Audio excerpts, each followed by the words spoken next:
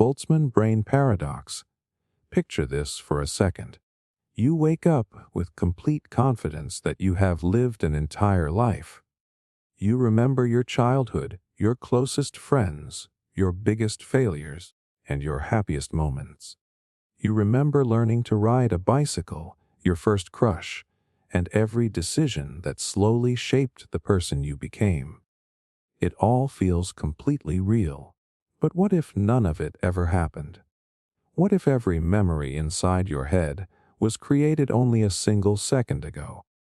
Not because someone erased your past, but because your brain simply appeared out of nowhere with a lifetime of fake memories already built in.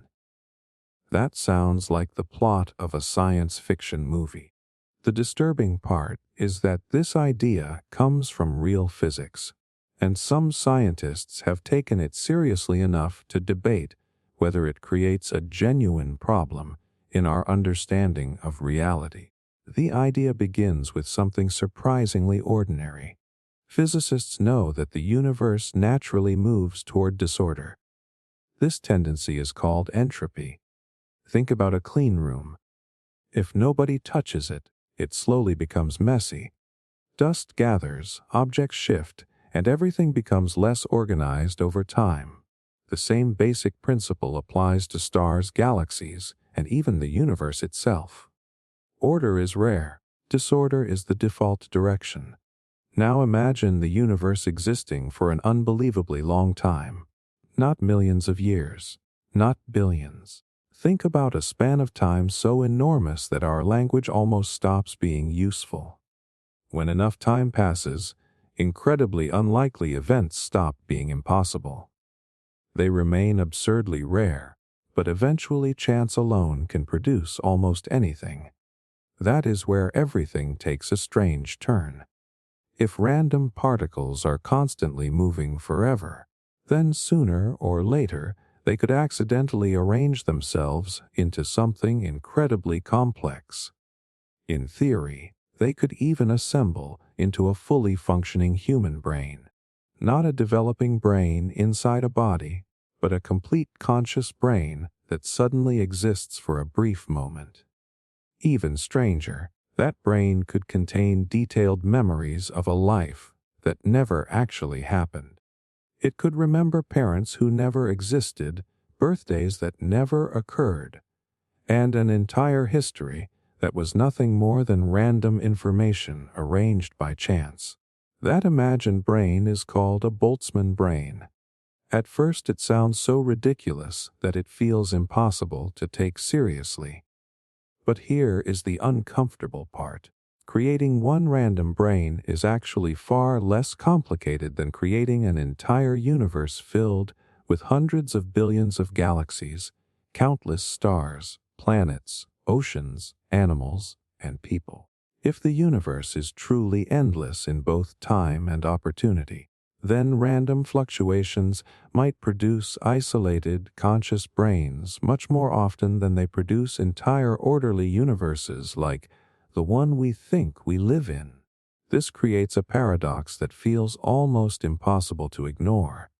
If random brains are more common than real observers living in stable universes, then statistically speaking, you should expect to be one of those random brains instead of an ordinary human being. Your memories, your surroundings, even the device you are watching this on could simply be part of a brief illusion generated by a brain that appeared only moments ago. Your first reaction is probably rejection. Mine would be too. Everything around us feels consistent.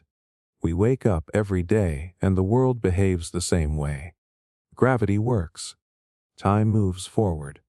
Other people remember yesterday just like we do. Surely that proves reality is real. The problem is that a Boltzmann brain would also believe exactly that. If fake memories are perfectly detailed, then they would feel just as convincing as genuine ones. From the inside, there is no obvious test that instantly reveals whether your past actually happened or whether it only feels like it happened. The brain would confidently believe it had lived through decades of experiences, even though it had existed for only an instant. Psychologists have spent years studying how memory works, and one surprising discovery is that memory is far less reliable than most people think. Every time we remember an event, the brain rebuilds that memory rather than playing back a perfect recording. Small details change without us noticing. People can even develop vivid memories of events that never occurred if enough convincing information is presented. That does not prove the Boltzmann brain idea, but it reminds us that confidence and truth are not always the same thing. The paradox becomes even more unsettling because it forces scientists to question their own theories. A good scientific model should predict that ordinary observers like us are the most likely outcome. If a theory instead predicts that fake observers with imaginary memories should vastly outnumber real ones, then many physicists argue that something about the theory must be incomplete or incorrect. In other words, the Boltzmann brain is less about proving we are fake and more about exposing weaknesses in certain models of the universe. Cosmologists have explored this issue while studying the long-term future of space. Some models suggest the universe could continue expanding forever. Others describe enormous stretches of empty space lasting beyond comprehension. Under those conditions, random fluctuations become an important question because infinite time gives even impossible-sounding events endless opportunities to occur. That is why the paradox is discussed seriously. It is not because scientists secretly believe you are an imaginary brain. It is because any theory that naturally produces more fake observers than real ones raises a major red flag. Think about how strange that is. One bizarre thought experiment about a floating brain ends up acting like a stress test for our understanding of reality itself.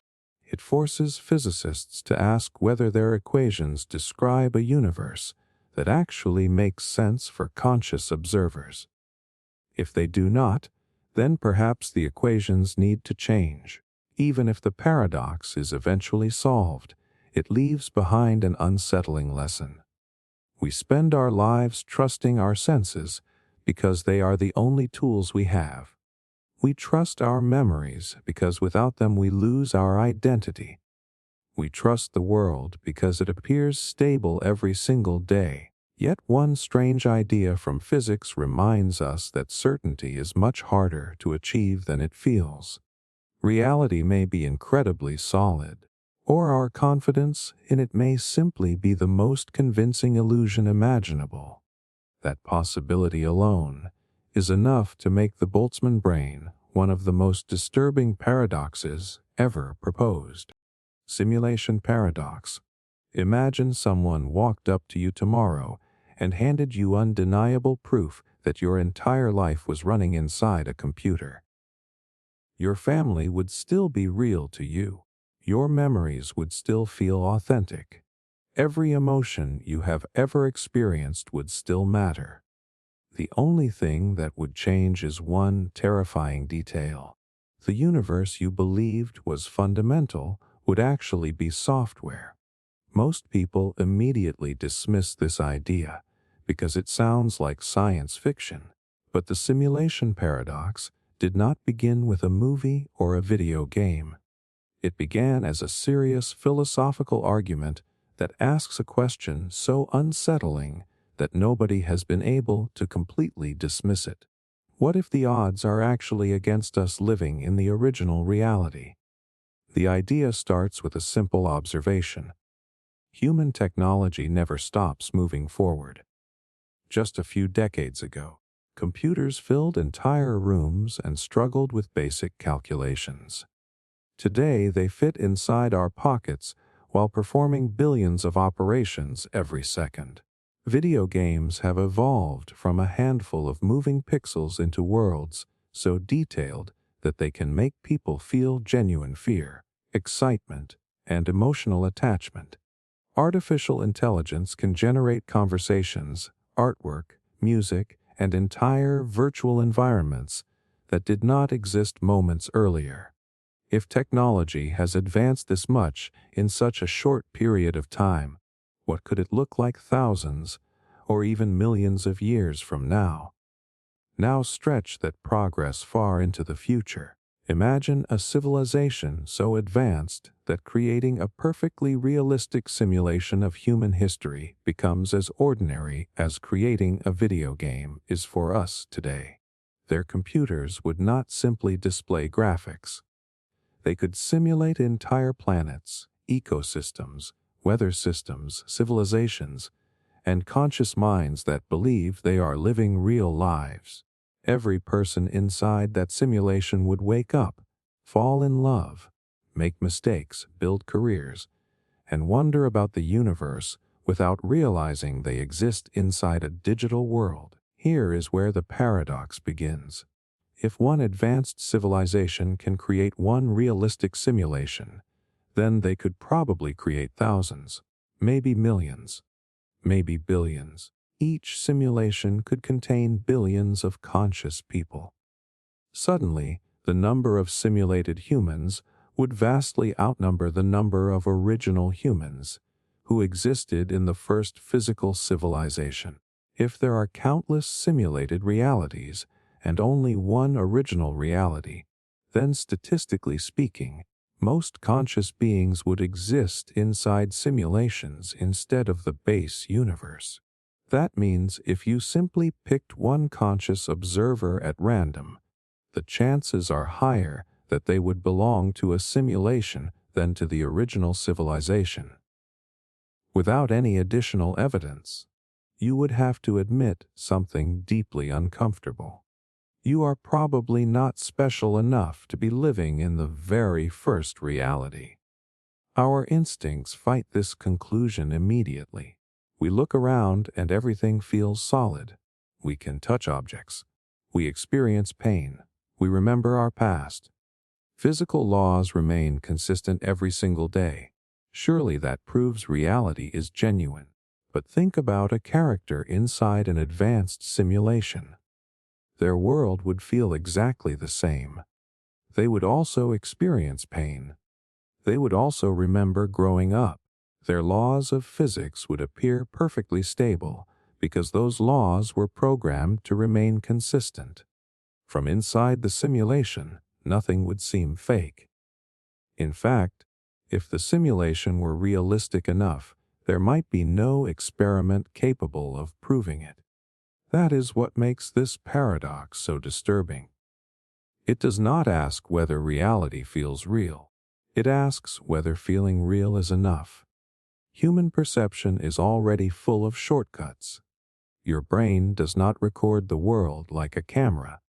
It constantly fills in missing information, predicts what you expect to see, and filters enormous amounts of sensory data before you ever become aware of it. Optical illusions expose this weakness all the time. Your eyes confidently report things that your brain later realizes were impossible. If our own minds already construct part of our experience, then it becomes much harder to argue that absolute certainty comes from perception alone. Supporters of the simulation idea often point to another interesting detail. The universe seems built on precise mathematical rules. Light has a maximum speed. Energy behaves according to consistent equations. Space itself may even have limits at the smallest scales that scientists continue to investigate. None of this proves reality is programmed, but it encourages some people to wonder whether physical laws resemble the rules of an incredibly sophisticated system rather than random accidents. Of course, there are plenty of reasons to remain skeptical. There is currently no direct evidence that we live inside a simulation. No hidden menu has appeared in the sky. No programmer has revealed themselves. Science depends on testable predictions, and many critics argue that the simulation hypothesis struggles because it does not provide experiments capable of confirming or disproving the claim. If an idea cannot be tested, many scientists hesitate to treat it as science at all. Yet the paradox refuses to disappear because it is built on probability rather than observation.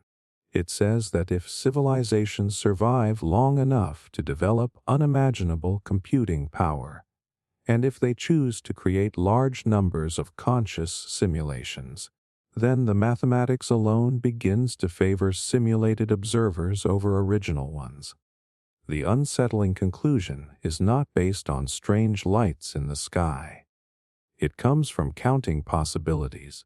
Then another question appears that is somehow even stranger. If we are simulated, why? Are we an experiment designed to study history? Are we entertainment for beings whose lives are beyond our understanding? Are we a training program for future intelligence? Or are we simply one tiny simulation among countless others running for reasons that would make no sense to us? Every answer creates even more questions. What makes this paradox unforgettable is that it quietly changes the way you look at everyday life.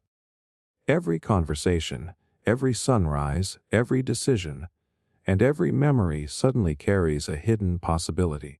Maybe everything is exactly as it appears, or maybe reality is convincing because it was designed to be convincing. The frightening part is not that the simulation must be real. The frightening part is realizing that once the question enters your mind, finding absolute proof either way becomes far more difficult than most people ever imagined. Ship of Theseus. Take a moment and think about something you have owned for years. Maybe it is your favorite watch, your childhood bicycle, or even your family home. Now imagine that over time, every single part of it is replaced. One piece today, another piece next month, another next year. Eventually, not a single original part remains. Here is the question that has confused philosophers for more than 2,000 years. Is it still the same object, or has it quietly become something completely different without anyone noticing? At first, this feels like nothing more than an interesting puzzle. But the deeper you follow it, the more it stops being about a ship and starts becoming a question about you. The Ship of Theseus is one of the oldest paradoxes ever discussed. The story comes from ancient Greece. According to tradition, the ship belonging to the hero Theseus was carefully preserved for generations. Whenever one wooden plank became damaged, it was replaced with a new one. The sails were repaired. The mast was replaced. Every worn piece was exchanged to keep the ship in perfect condition. Decades later, every original piece of wood had been removed and replaced. The ship still looked the same. It served the same purpose. Everyone still called it the Ship of Theseus.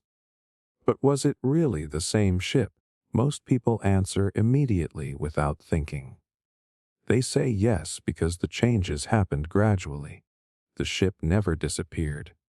It simply continued existing while being repaired.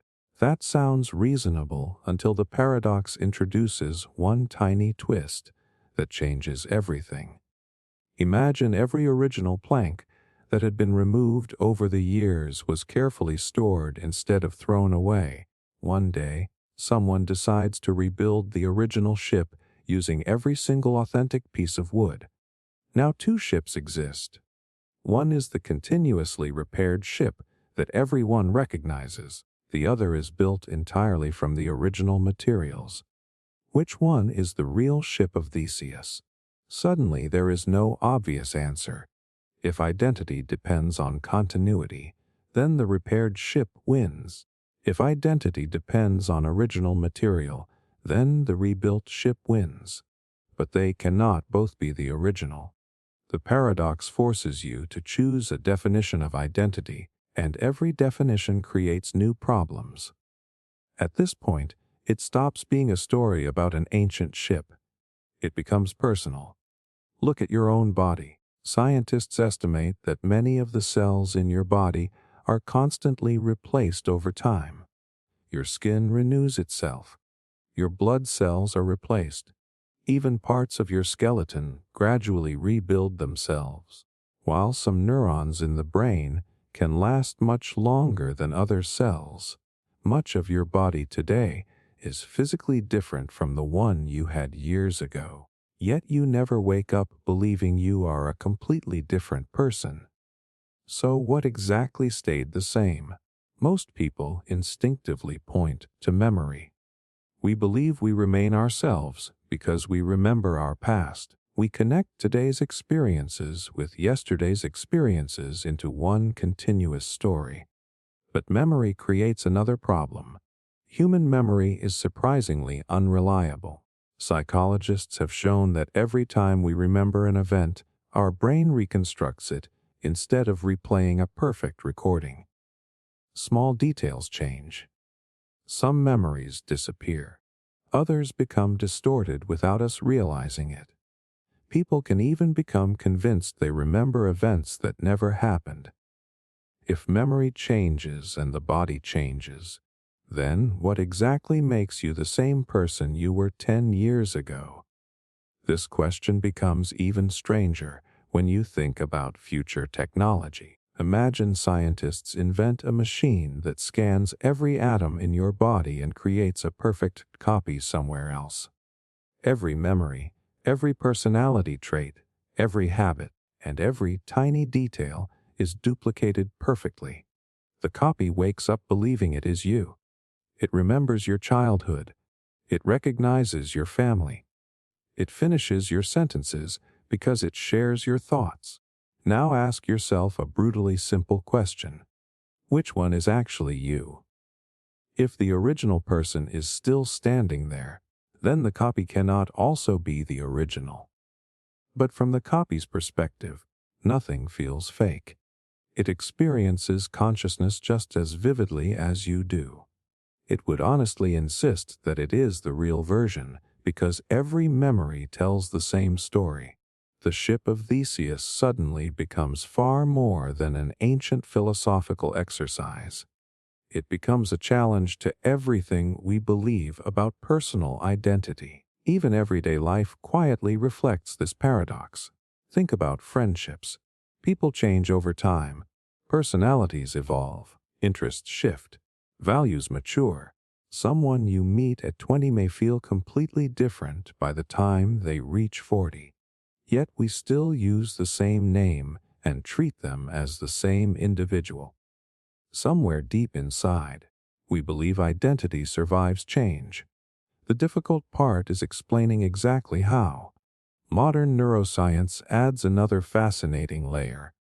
Your brain is not a frozen structure. Every new experience slightly changes the connections between neurons.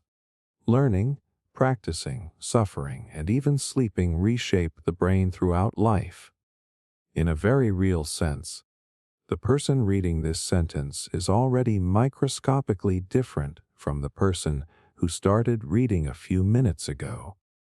Change is not something that happens occasionally. It is happening continuously. That realization can feel unsettling, but it also explains something beautiful. Maybe identity has never depended on remaining exactly the same. Maybe it depends on the continuous flow of change itself. Just as a river keeps its name even though different water passes through it every second, perhaps people remain themselves through an ongoing pattern rather than through permanent physical pieces. Still, the paradox refuses to let you rest. If continuity defines identity, then interruptions become a problem. If material defines identity, replacement becomes impossible. If memory defines identity, false memories create confusion. Every answer solves one question while creating another. That is why the Ship of Theseus has survived for thousands of years without a final solution. It reaches into philosophy, psychology, neuroscience, and even the future of artificial intelligence. More importantly, it quietly reaches into your own life. Every birthday you celebrate marks another year of change. Your body is different. Your beliefs are different. Your experiences are different. Yet when someone calls your name, you never hesitate to answer. Somehow you know you are still you, even if explaining exactly why turns out to be one of the hardest questions humanity has ever asked. Quantum superposition. Imagine walking into a room and flipping a light switch. You expect one of two outcomes. The light is either on or off. There is no moment where it is somehow both at the same time. That is how our brains have been trained to understand reality since the day we were born. Every decision, every object, and every event seems to follow this simple rule. Something happens one way or the other. But when scientists began exploring the smallest building blocks of the universe, they discovered something that completely ignored common sense. At the quantum level, reality does not always make a choice until it absolutely has to. That single discovery shattered everything we thought we knew about logic. Quantum superposition is one of the strangest ideas in modern physics. It suggests that tiny particles such as electrons can exist in multiple possible states at the same time until they are measured. That sentence alone sounds impossible because our everyday experience tells us it cannot happen. If you toss a coin, it eventually lands as heads or tails. It never lands as both. But in the quantum world, it is as if the coin exists in every possible outcome until someone finally looks. The first reaction most people have is disbelief. Surely scientists are exaggerating. Surely there is a hidden answer that we simply have not discovered yet. That would make sense if this idea were just speculation. The problem is that decades of experiments continue producing results that match the predictions of quantum mechanics with astonishing accuracy. Again and again, nature behaves in ways that refuse to fit ordinary human intuition. One famous experiment makes this especially difficult to ignore. Imagine firing tiny particles one at a time toward a wall with two narrow openings. Common sense predicts that each particle should travel through one opening or the other before hitting the screen behind them. Instead, something extraordinary happens. Over time, the particles create an interference pattern that normally appears only when waves overlap each other. It is almost as though each individual particle somehow explores both paths before arriving at its destination. Then the experiment becomes even stranger. Scientists placed measuring devices near the openings to determine which path each particle actually used. The moment they tried to observe the path, the strange interference pattern disappeared. Suddenly the particles behaved exactly as common sense expected. It was as if the simple act of obtaining information changed the outcome itself. This is where people often misunderstand quantum physics. It is tempting to imagine that human consciousness magically controls reality.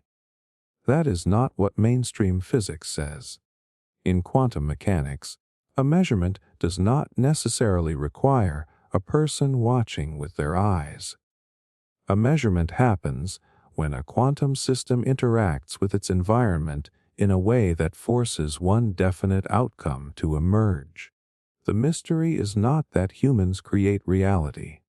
The mystery is why nature behaves differently before and after that interaction. At this point, the idea starts attacking something much bigger than physics. It challenges the way we think about certainty itself.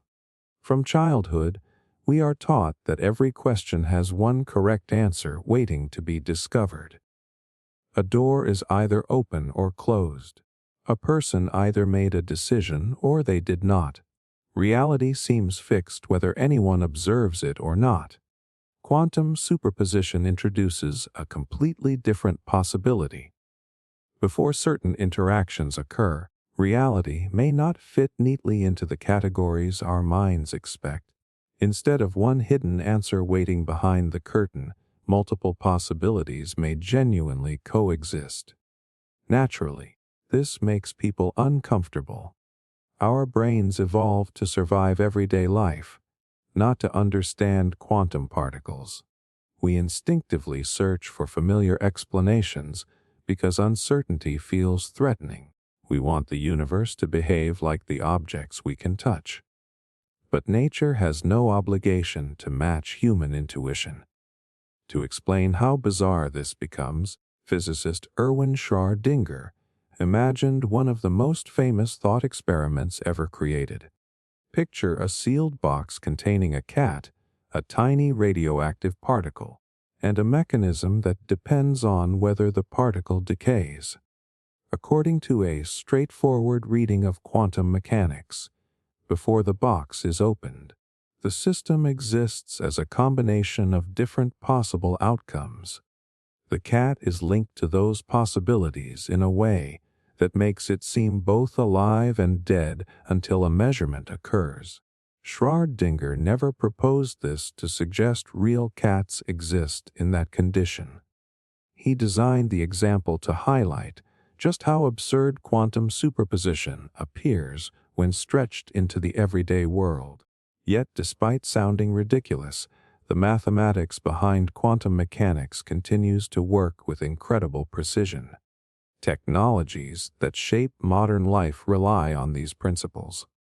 Devices such as lasers, magnetic resonance imaging systems, and the tiny electronic components inside computers all depend on quantum behavior. Engineers may not fully understand why reality behaves this way at the deepest level, but they know the equations consistently produce results that match experiments. This creates an emotional contradiction that is hard to ignore.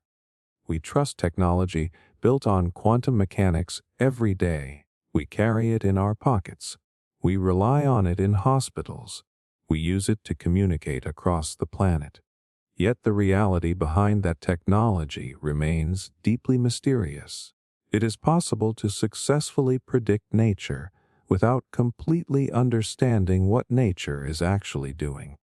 Some physicists interpret superposition as multiple possibilities existing simultaneously. Others argue that every possible outcome branches into separate realities. Still others believe there is a deeper explanation that science has not yet uncovered. The remarkable part is that these different interpretations often produce the same experimental predictions. That means even experts continue debating what quantum mechanics is truly telling us about reality. Perhaps that is the most unsettling lesson of all. We like to believe that science always replaces mystery with certainty. In many cases it does.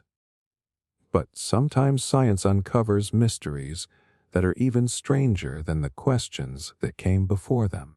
Quantum superposition is one of those discoveries. It does not simply add another fact to a textbook. It forces us to confront the possibility that reality itself operates according to rules that human intuition was never designed to understand.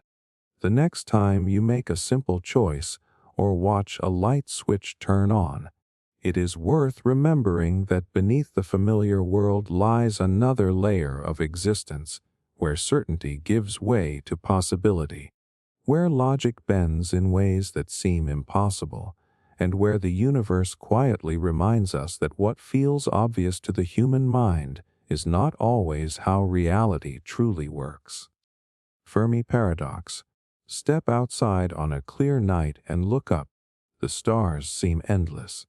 Every tiny point of light could have planets orbiting around it. Many of those planets are older than Earth by billions of years.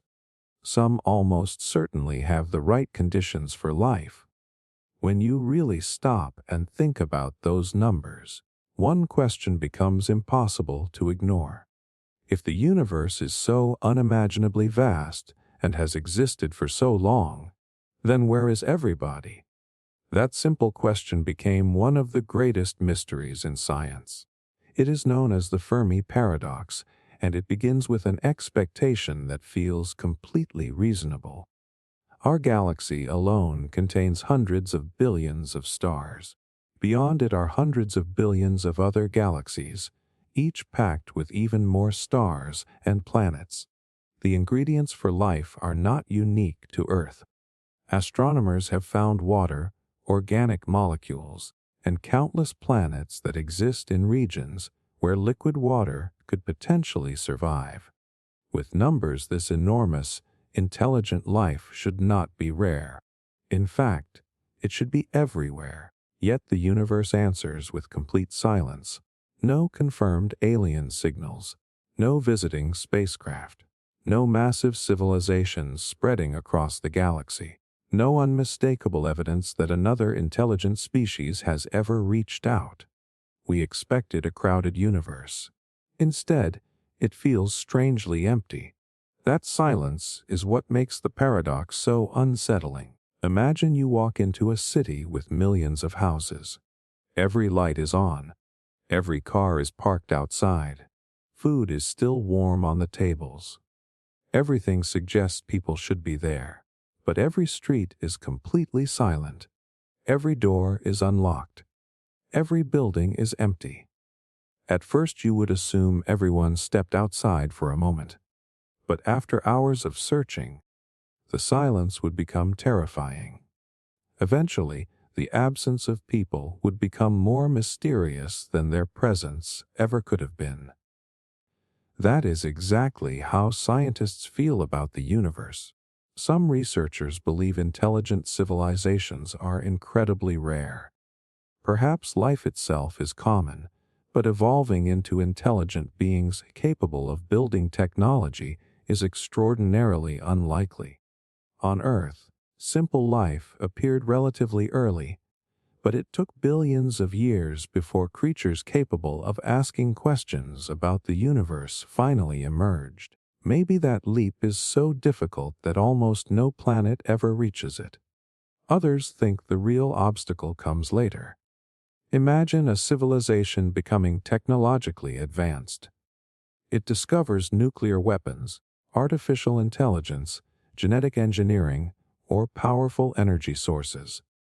Those same technologies that allow incredible progress also create the possibility of total self-destruction.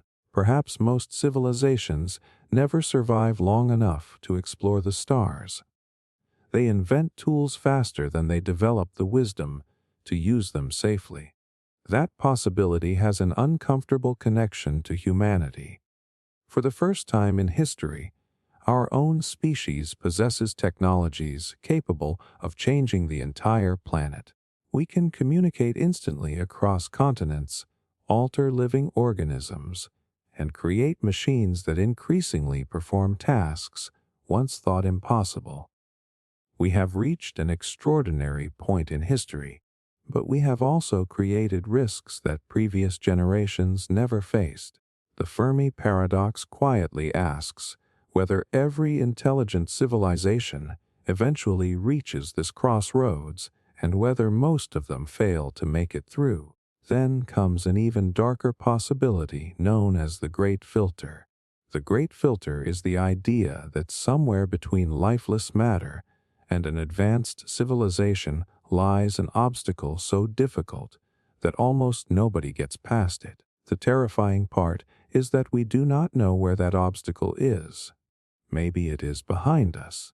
Perhaps the formation of life itself was so unbelievably unlikely that humanity has already crossed the hardest barrier in existence. If that is true, our future could be incredibly hopeful. But what if the filter is still ahead of us? What if every civilization eventually encounters a challenge that destroys it before it spreads across the galaxy? That possibility transforms the silence of space into something deeply personal. Instead of asking where the aliens are, we begin asking whether we are looking at our own future. Of course, there are less frightening explanations. Perhaps advanced civilizations deliberately stay hidden. Imagine entering a protected wildlife reserve. The animals do not know researchers are watching them because interfering would change their natural behavior. Some scientists have suggested that highly advanced civilizations might observe younger species without revealing themselves, allowing them to develop naturally. Another possibility is that the distances between stars are simply too enormous. Even traveling at incredible speeds, crossing the galaxy could take longer than entire civilizations survive.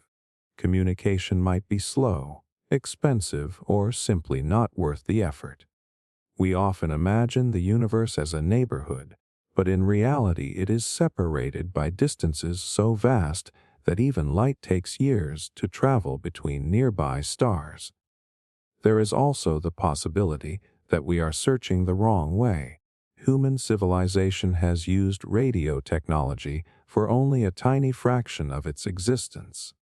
If another civilization communicates using methods we have not yet discovered, we could be listening to the universe with the cosmic equivalent of an outdated radio, while expecting to hear conversations happening on technologies far beyond our imagination. The silence might not mean nobody is speaking. It might simply mean we do not understand the language. Psychologically, humans have a strong tendency to assume that intelligence naturally leads to behaviors similar to our own. We imagine aliens building giant structures, broadcasting powerful signals, or expanding across the galaxy because those are the goals we recognize. But another species could develop values, motivations, or technologies so different that their presence becomes almost impossible for us to notice. We may be asking the right question while making the wrong assumptions. That is what makes the Fermi Paradox so captivating. Every possible answer reveals something about us. If life is rare, then humanity is unimaginably precious. If civilizations destroy themselves, then our choices today matter more than ever. If advanced beings are quietly observing, then we may be part of a story far larger than we realize. If we are simply too early, then future generations may witness discoveries that completely transform our understanding of existence. The universe has had billions of years to produce intelligent life, and the night sky still offers no clear reply. Every star overhead becomes both a promise and a mystery. Somewhere out there could be countless civilizations, or perhaps we are witnessing the greatest silence in the history of reality. Until that question is finally answered, the Fermi Paradox remains one of the most haunting reminders that sometimes the biggest mystery is not what we have found, but what we have not. Grandfather Paradox. Imagine someone gives you a working time machine and tells you that you can travel to any moment in history. At first, it sounds like the greatest adventure imaginable. You could witness the construction of the pyramids, watch dinosaurs roam the earth, or see the future with your own eyes. But before you even think about where to go, one simple question appears and completely destroys the fantasy. What happens if you travel into the past and accidentally prevent your own birth? It sounds like a strange movie plot, but this question has become one of the most famous paradoxes ever imagined. It is called the Grandfather Paradox, and despite sounding simple, it exposes a problem so deep that physicists and philosophers still argue about it today. It forces us to ask whether time is something we can actually change or whether history is locked into place forever. The classic version is easy to understand. Imagine traveling back in time to a point before your parents were born. While you are there, You accidentally cause your grandfather to die before he ever has children. If your grandfather never has children, then one of your parents is never born. If your parent is never born, then you are never born. But if you were never born, who traveled back in time to change history in the first place? The moment you try to answer that question, logic begins collapsing in on itself. If you succeed, then you erase the person who committed the act. But if that person disappears, then the event never happens. If the event never happens, then your grandfather survives, your family continues, and you are born after all. Which means you can travel back again and repeat the same action. The timeline keeps chasing its own tail without ever finding a stable answer. Our brains naturally expect every event to have a clear cause.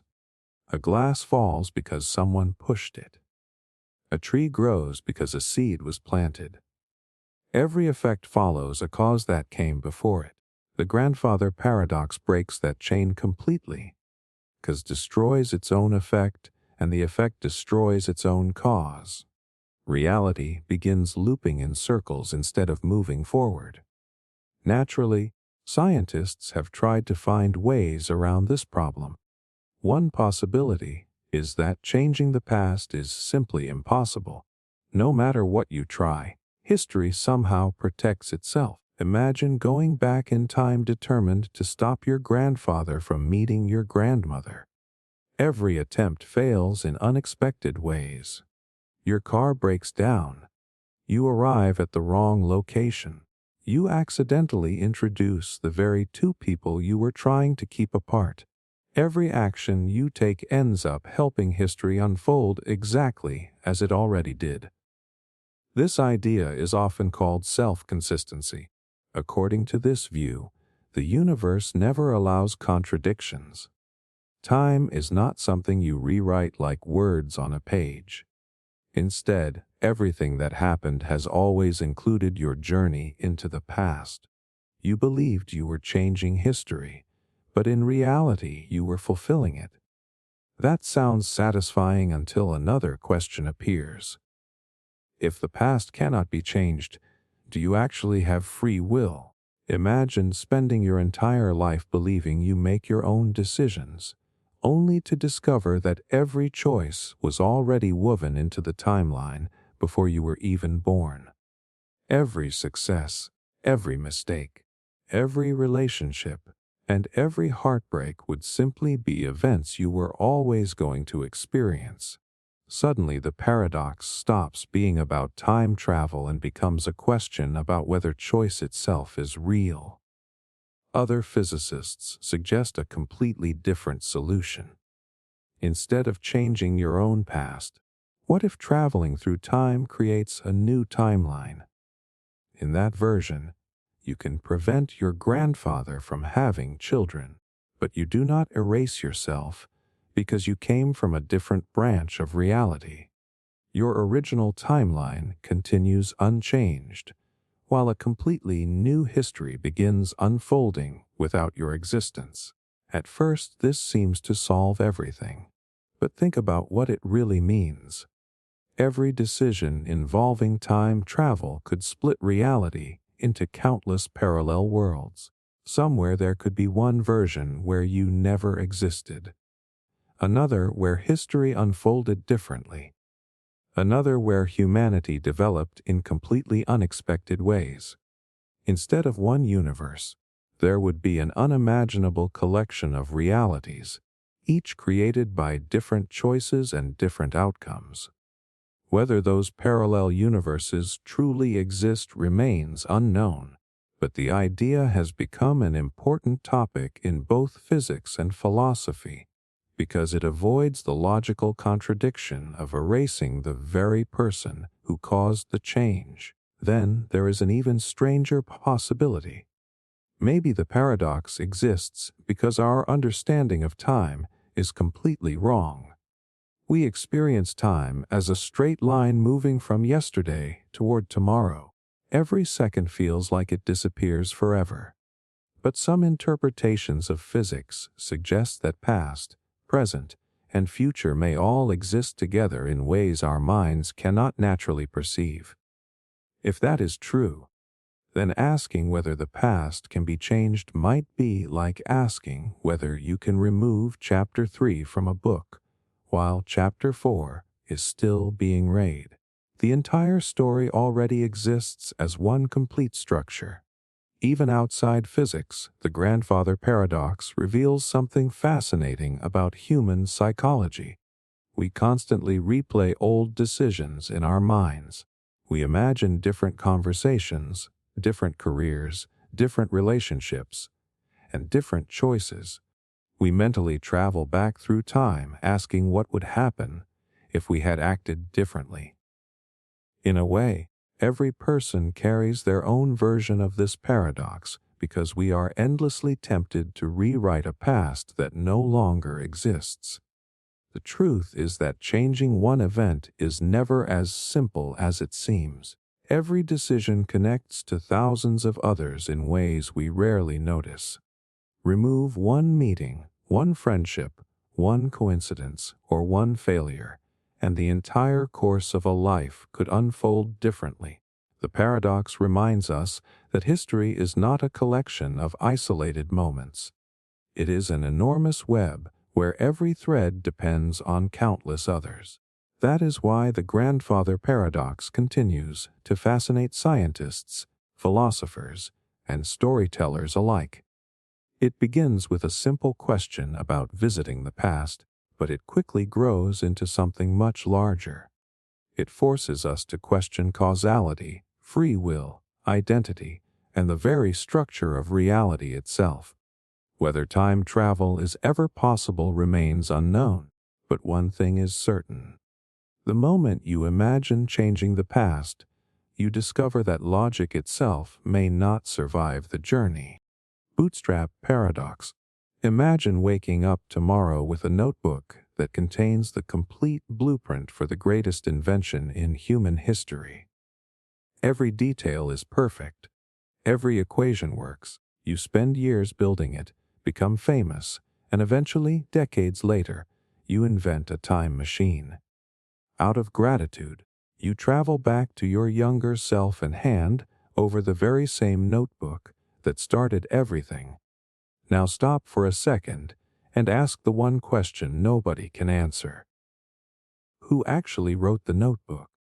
It did not come from the future, because the future only had it after receiving it from the past. It did not come from the past, because it was only placed there by someone from the future. The information exists, but it has no true beginning, no creator, no original source. It simply loops through time forever. That is the Bootstrap Paradox, and once you understand it, your entire idea of cause and effect begins to fall apart. Our brains are built on one simple expectation.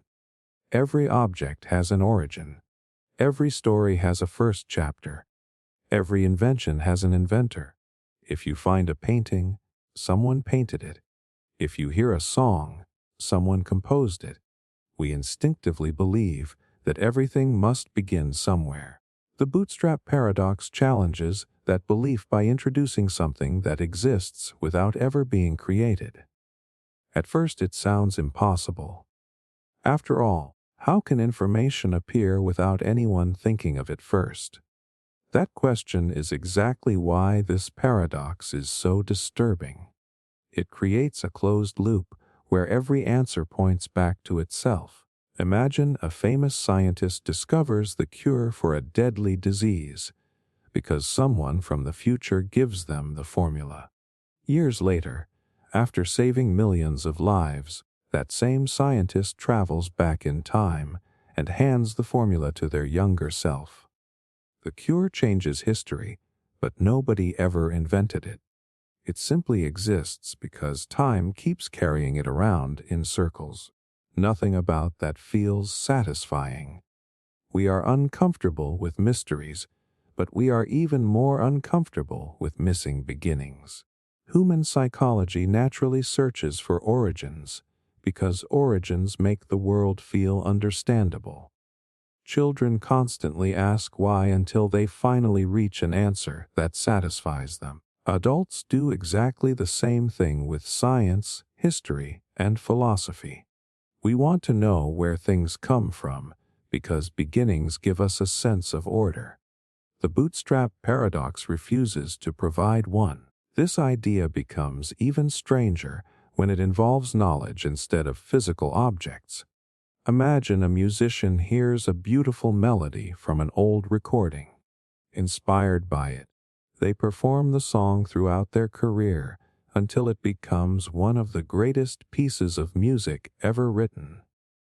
Near the end of their life, they travel back in time and secretly leave the recording where their younger self will eventually discover it. Once again, who composed the music? The younger musician learned it from the recording. The older musician created the recording by performing the music they had already learned.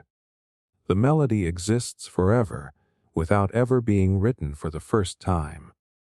It feels like cheating reality itself. Physics normally depends on causality, the principle that causes come before effects. A seed grows into a tree. The tree produces more seeds. The sequence always begins somewhere. The Bootstrap Paradox removes that starting point completely. Cause and effect become trapped in a perfect circle where each depends entirely on the other. Naturally, scientists have debated whether something like this could actually happen. Some solutions to Einstein's theory of general relativity allow for unusual structures in space and time known as closed time-like curves. These are hypothetical paths that could, in theory, allow an object to return to its own past. Whether such paths could exist in the real universe remains deeply uncertain, but their mathematical possibility opened the door to paradoxes like this one. Instead of proving time travel is possible, they exposed just how strange reality would become if it were. Many physicists believe nature probably has hidden rules that prevent these contradictions from ever occurring. Others argue that if time travel is possible, then self-contained loops might simply be part of reality, no matter how uncomfortable they seem. So far, there is no experimental evidence showing which idea is correct. What makes the Bootstrap Paradox especially fascinating is that it does not destroy logic the way the grandfather paradox does. Nothing is being erased. No contradictions appear where someone both exists and does not exist. Every event fits together perfectly. The timeline remains completely consistent. The only thing missing is an original beginning. That missing beginning is enough to make people uneasy because it attacks one of our deepest assumptions. Think about history itself. Every scientific discovery builds on earlier discoveries. Every language grows from older languages. Every idea develops from previous ideas. Human civilization is one enormous chain of influences stretching backward through time. The Bootstrap Paradox asks what happens if one link in that chain has no earlier link at all. It simply appears because the future keeps giving it to the past. Some philosophers argue that perhaps beginnings are not as necessary as we imagine. They suggest that our demand for an absolute starting point comes from the way humans experience time rather than from the way reality actually works. If time is more complicated than a straight line, then perhaps self-existing loops are no stranger than circles having no beginning or end. Others reject this completely, insisting that information without an origin violates the very idea of explanation. Either way, the paradox forces us to confront an uncomfortable possibility. Maybe our everyday intuition about cause and effect only works because we live at human scales. At the deepest level of reality, time might operate according to rules that feel completely alien to common sense. The most remarkable part is how simple the paradox sounds when you first hear it. It starts with nothing more than a notebook, a song, a machine, or a scientific formula traveling through time.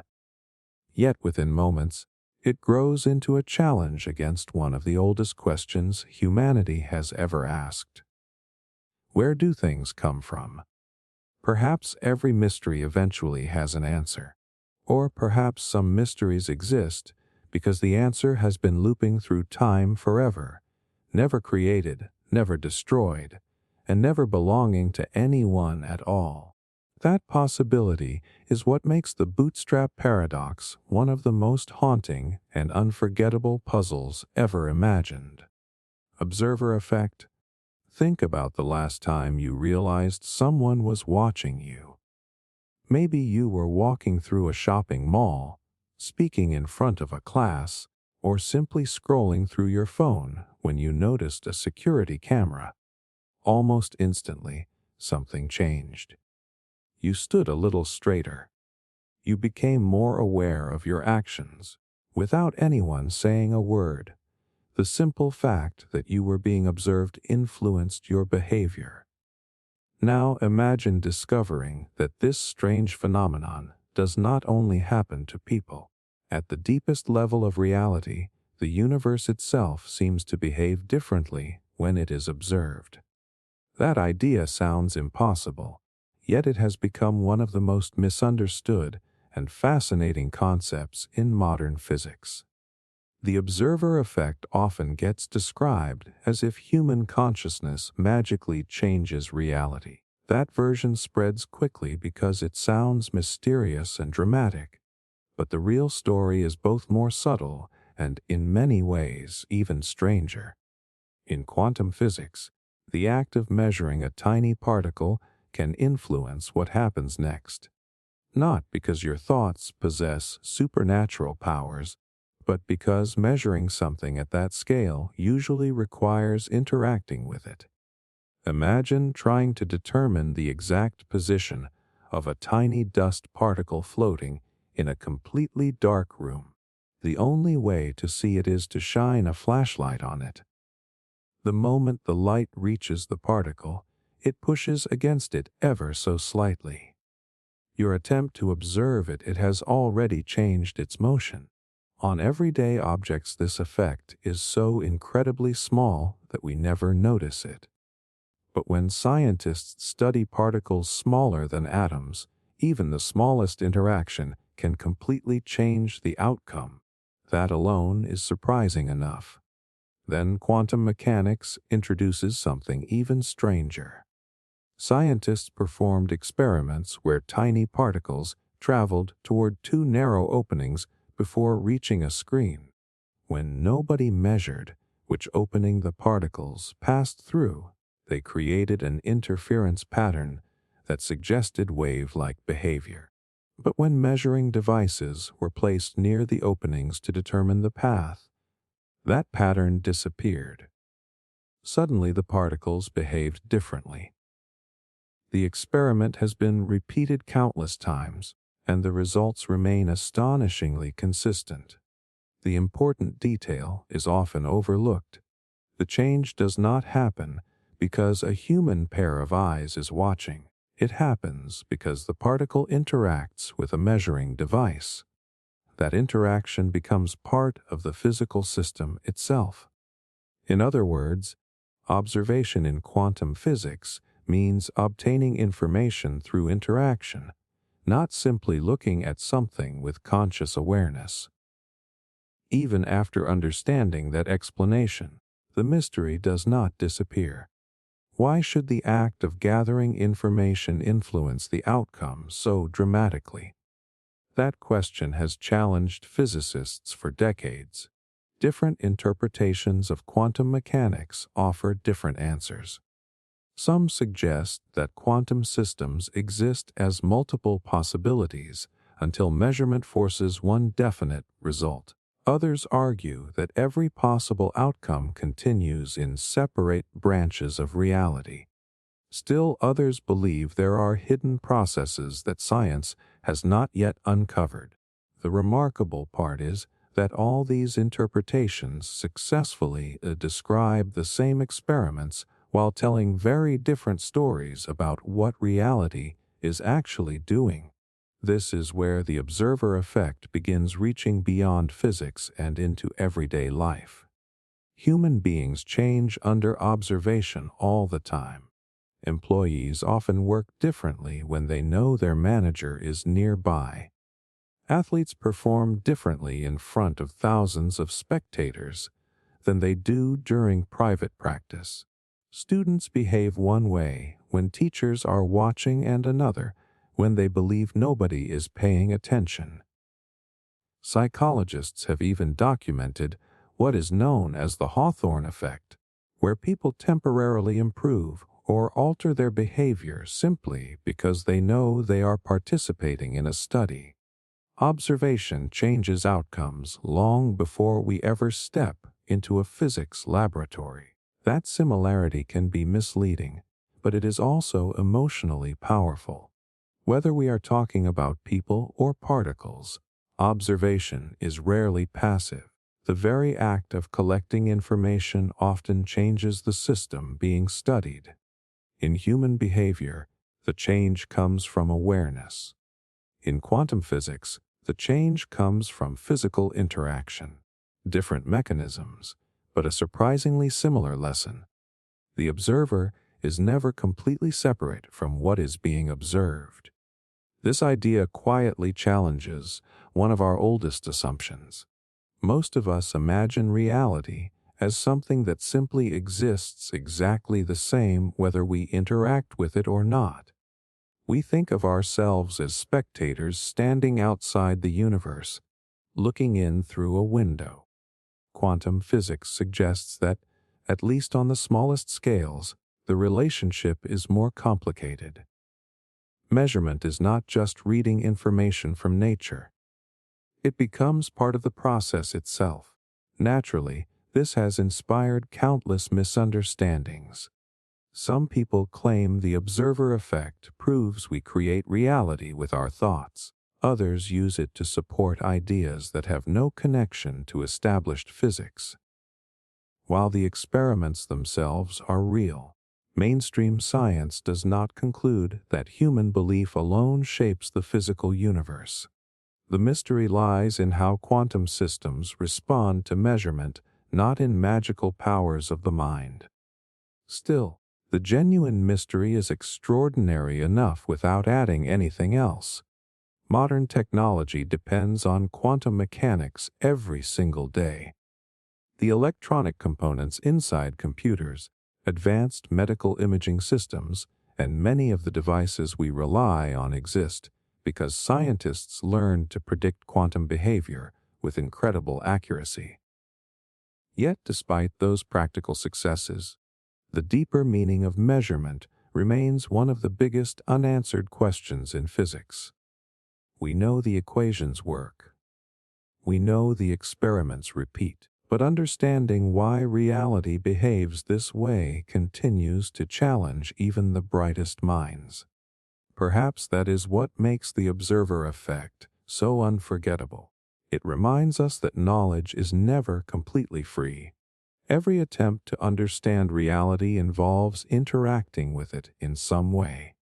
Sometimes that interaction is so small we can safely ignore it. Other times, especially in the strange quantum world, it becomes impossible to separate the observer from the experiment itself.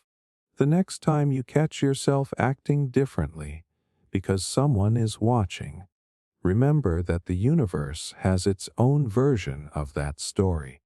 Not because reality is alive or because consciousness secretly controls everything, but because the pursuit of knowledge is often more complicated than simply looking. At the deepest levels of existence, asking a question may become part of the answer itself, and that possibility is enough to make the observer effect one of the most fascinating paradoxes in our search to understand reality. Schrödinger's cat Imagine standing in front of a sealed box. Inside that box is a cat. You cannot see it. You cannot hear it. You have absolutely no idea what is happening inside. Most people would naturally assume one of two things. The cat is either alive or it is dead. Even if you do not know which one is true, you believe one answer already exists. Reality should not have to wait for you to open the box before deciding. That belief feels so obvious that questioning it almost sounds ridiculous. Yet one of the most famous thought experiments in science asks us to do exactly that. And the result is one of the strangest paradoxes ever imagined. Schrödinger's cat was proposed by physicist Erwin Schrödinger in the 1930s. Surprisingly, he was not trying to prove that cats can exist in impossible states. He actually designed the thought experiment to expose how bizarre quantum mechanics seemed when applied to the everyday world. The idea was meant to make people uncomfortable, and nearly a century later, it still does. Here is how the experiment works. Inside the sealed box is a cat, a tiny radioactive particle, a detector, and a small container of poison.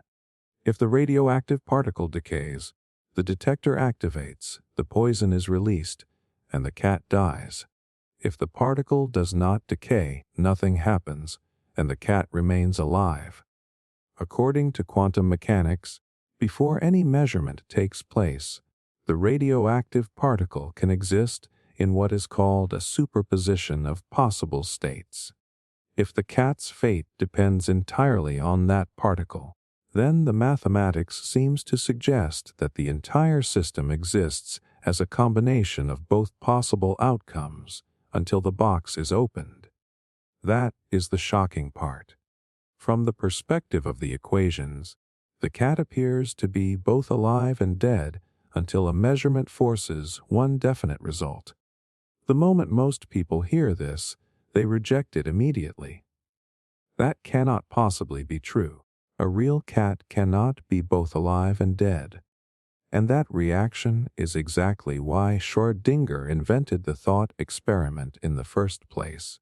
He wanted to show how strange quantum ideas become when they are extended into the ordinary world we experience every day. It is important to understand something that often gets lost in popular discussions.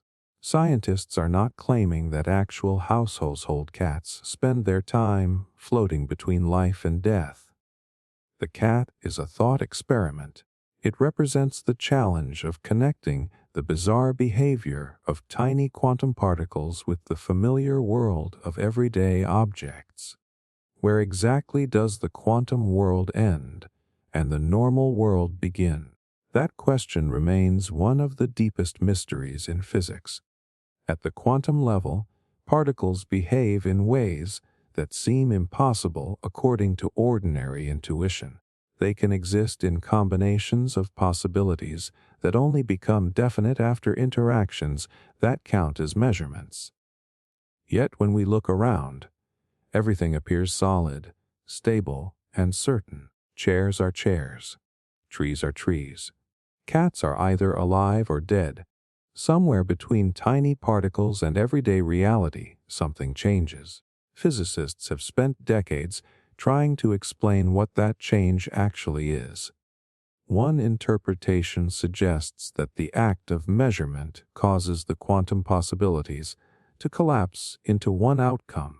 Another proposes that every possible outcome continues to exist, but in separate branches of reality.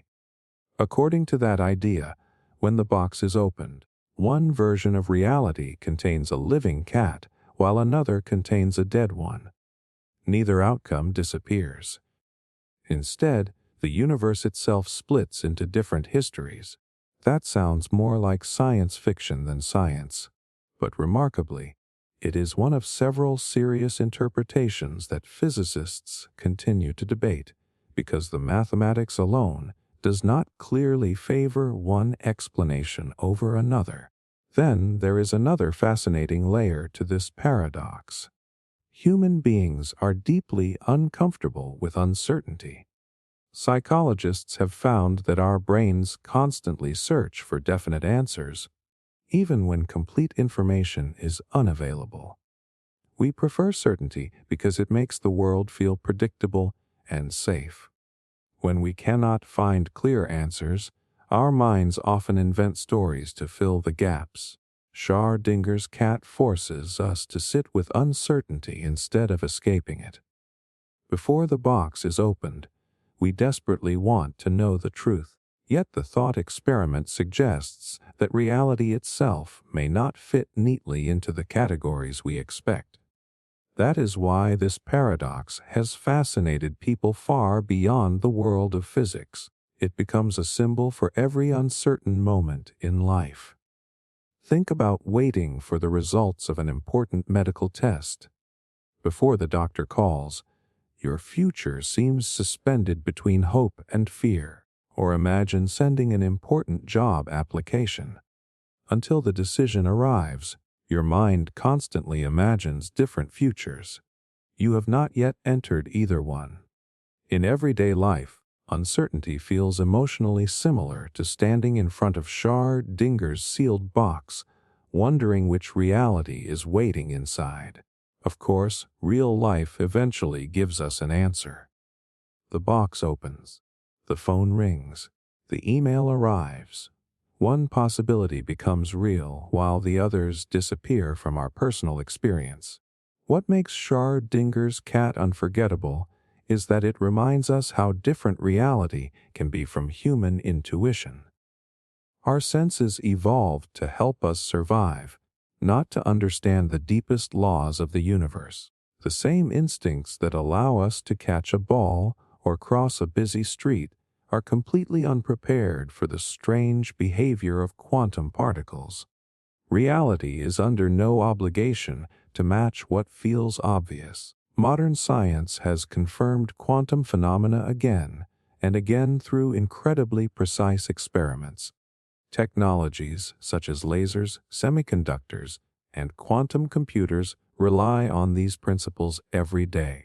We successfully use quantum mechanics to build astonishing technologies, even though its deeper meaning remains one of the greatest unsolved questions in physics.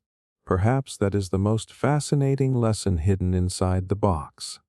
Sometimes science does not remove mystery. Sometimes it reveals that the universe is far stranger than anything we would have imagined on our own. Schrödinger's cat continues to challenge scientists, philosophers, and ordinary people because it asks a question that reaches far beyond one imaginary animal. It asks whether reality is truly as simple as it appears, or whether beneath the familiar surface lies a world where certainty itself is only waiting for the moment the box is finally opened. Black hole information paradox. Imagine taking your favorite book and throwing it into a fire. The pages burn. The cover disappears. Within minutes, nothing is left but ash and smoke. The story is gone forever. That seems completely normal because destruction is something we witness all the time. Now imagine doing the same thing with the universe itself. Imagine throwing an entire planet, a spaceship, or even yourself into a black hole. Everything vanishes beyond a boundary called the event horizon. The obvious conclusion is that it is gone forever. But according to the deepest laws of physics, that simple answer creates one of the greatest paradoxes ever discovered. Black holes are already mysterious enough. They form when enormous stars collapse under their own gravity, squeezing so much mass into such a tiny region that not even light can escape. Once something crosses the event horizon, escaping becomes impossible. From the outside, it looks like the universe has erased whatever fell inside. That sounds frightening, but it becomes even stranger when physicists begin asking what actually happens to the information contained in those objects. In physics, Information does not simply mean words written in a notebook or files stored on a computer. Information describes every detail that makes something exactly what it is. The position of every particle, its energy, its properties, and the complete physical description of an object all count as information. Modern physics is built on the idea that this information cannot simply disappear. It can change form, it can become incredibly scrambled, but the underlying information should always remain somewhere. Then black holes entered the picture and shattered that expectation. For many years, scientists believed that anything falling into a black hole was permanently trapped. The information seemed locked away forever. That alone was mysterious, but the real shock came when physicist Stephen Hawking made an extraordinary discovery. According to quantum physics, black holes are not completely black. Tiny quantum effects near the event horizon allow them to slowly emit energy into space. This process became known as Hawking radiation. Over unimaginable lengths of time, a black hole can gradually lose mass until it eventually disappears altogether. At first, this sounded like an incredible breakthrough. Then someone asked the question that changed everything. If the black hole completely evaporates, what happens to all the information that fell inside? Hawking's original calculations suggested that the radiation escaping from the black hole carried no useful information about the objects it had swallowed. If that were true, then once the black hole vanished, the information would be gone forever. That conclusion terrified physicists, not because they were worried about losing objects inside black holes, but because it threatened one of the most fundamental principles in all of science. If information can truly disappear, then the equations underlying quantum mechanics begin to break down. Suddenly the universe itself becomes unpredictable in ways that should not be possible. Imagine watching someone solve a giant puzzle. You carefully observe every move until the final piece is placed. Now imagine that when the puzzle is finished, several pieces simply stop existing. Not hidden, not moved somewhere else, completely erased from reality. You would immediately suspect something was wrong because puzzles are not supposed to lose pieces. That is exactly how physicists reacted to the black hole information paradox. For decades, some of the greatest scientific minds argued over this mystery. One possibility was that Hawking's calculations were incomplete. Perhaps the escaping radiation actually contains incredibly subtle patterns that preserve the missing information, even if we cannot easily recognize them. Another idea suggested that the information somehow remains encoded on the surface of the event horizon itself rather than disappearing into the black hole. This remarkable possibility eventually inspired what became known as the holographic principle, a concept suggesting that the information inside a region of space might be fully described by information stored on its boundary. That idea sounds almost impossible to believe. Imagine an entire three-dimensional movie somehow being stored on a flat screen without losing any detail. It challenges everything our intuition tells us about space itself. Then, there are even stranger proposals. Some physicists have suggested that information escapes through tiny quantum connections we do not yet fully understand. Others believe the information survives inside remnants left behind after evaporation. A few theories even suggest that space and time themselves may emerge from deeper structures where information is never truly lost. The remarkable part is that none of these ideas came from science fiction. They came from serious attempts to save the consistency of physics. Psychologically, this paradox is fascinating because human beings naturally associate disappearance with destruction. When something burns, breaks, or vanishes from sight, we assume it has ceased to exist in any meaningful way.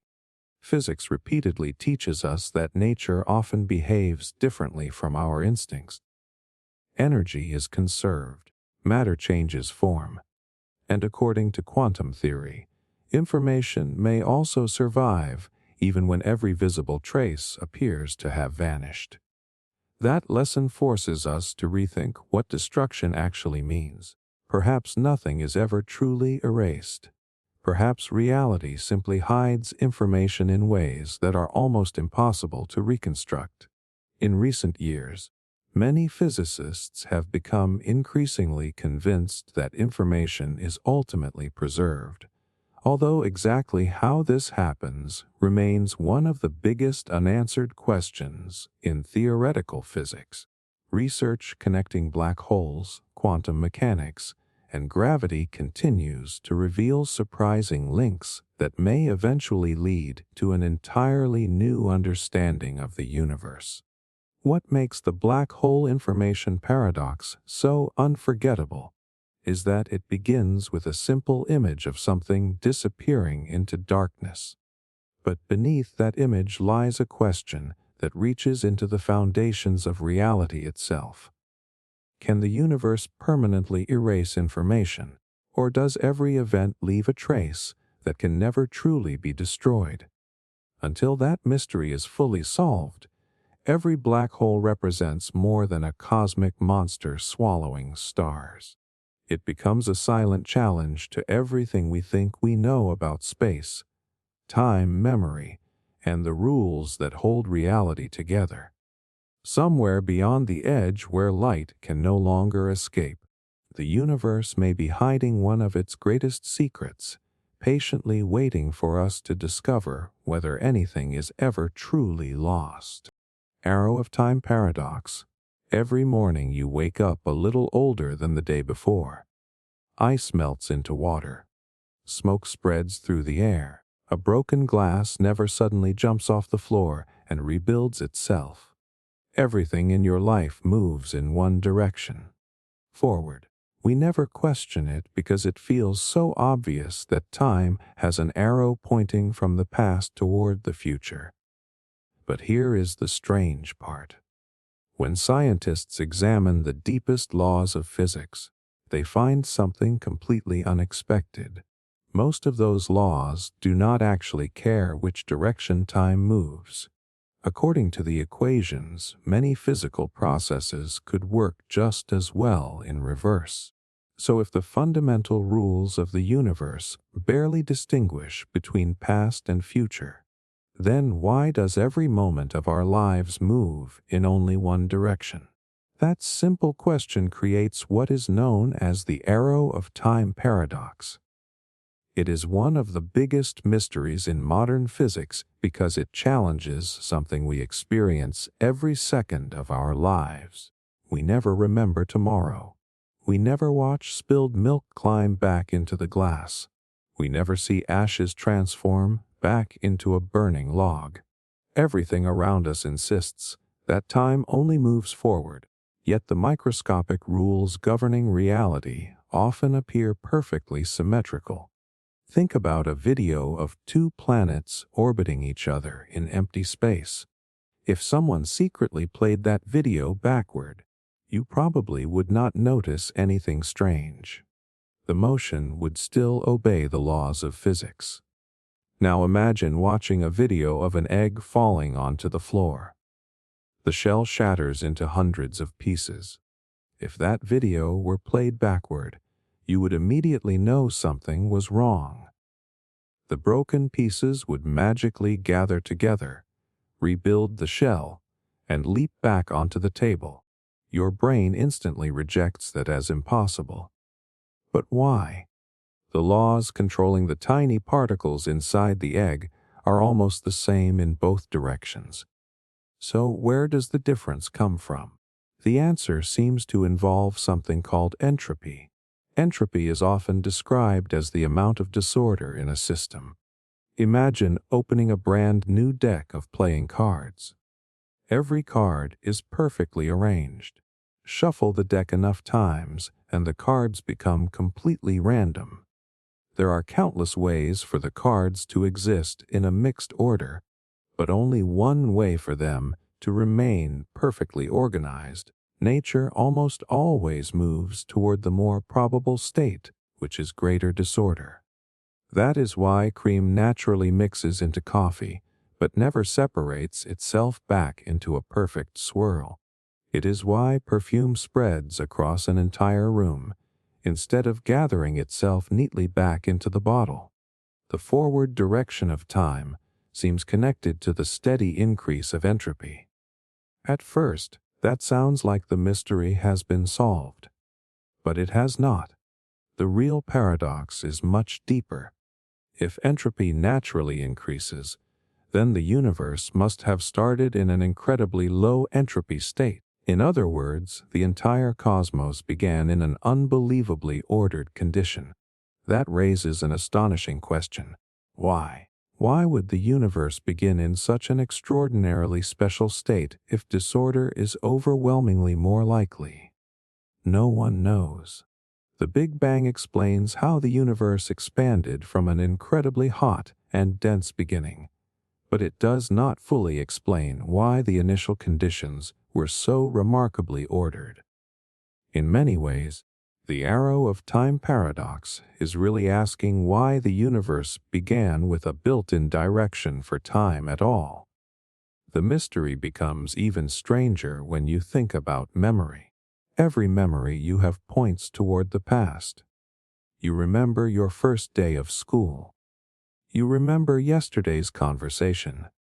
You remember what you ate for breakfast, but you have absolutely no memories of tomorrow. That feels completely natural until you realize that memory itself depends on physical processes inside the brain. Those processes also follow the same fundamental laws of physics. So why do they only record one direction of time? Some physicists argue that memory is simply another consequence of increasing entropy. Creating memories involves physical changes inside the brain, and those changes naturally align with the forward flow of disorder. In other words, you remember the past because the universe itself is evolving in that direction. Psychologically, humans are deeply attached to this one-way journey through time. We constantly replay old conversations in our minds, wishing we could change them. We dream about fixing mistakes, reliving happy moments, or warning our younger selves about future regrets. Almost every story involving time travel begins with the desire to move backward because our lives feel trapped inside a river that never turns around. That emotional connection makes the paradox even more powerful. If the laws of physics barely distinguish between past and future, then perhaps our experience of time is not as fundamental as it feels. Some researchers have even suggested that the flow of time could be an emergent property, much like temperature. Individual molecules are not hot or cold on their own. Temperature only appears when enormous numbers of particles interact together.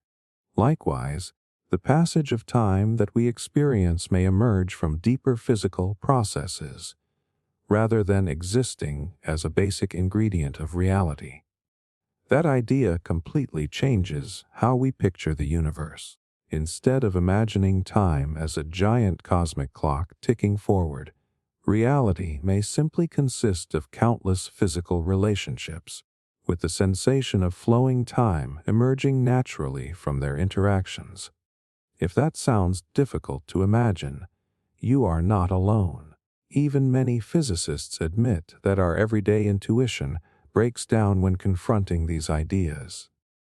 What makes the arrow of time paradox so unforgettable is that it hides inside ordinary life.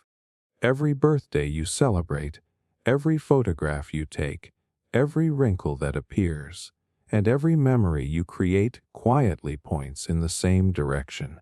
We rarely stop to ask why, because the forward march of time feels too familiar to question.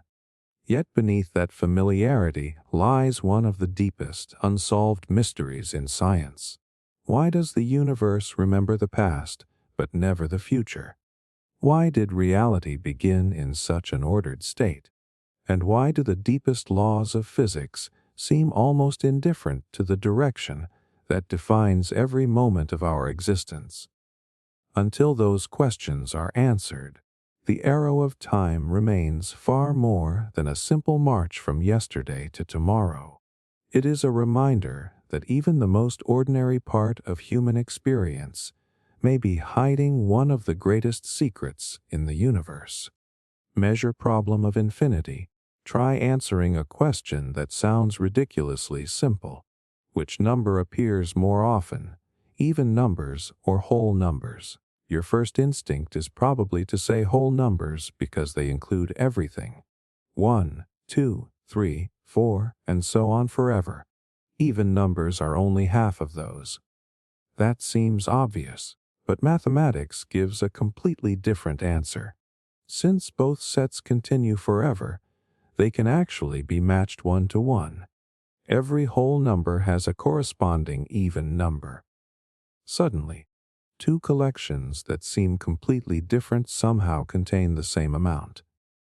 The moment infinity enters the picture, common sense stops working. And that is exactly where one of the biggest paradoxes in modern cosmology begins.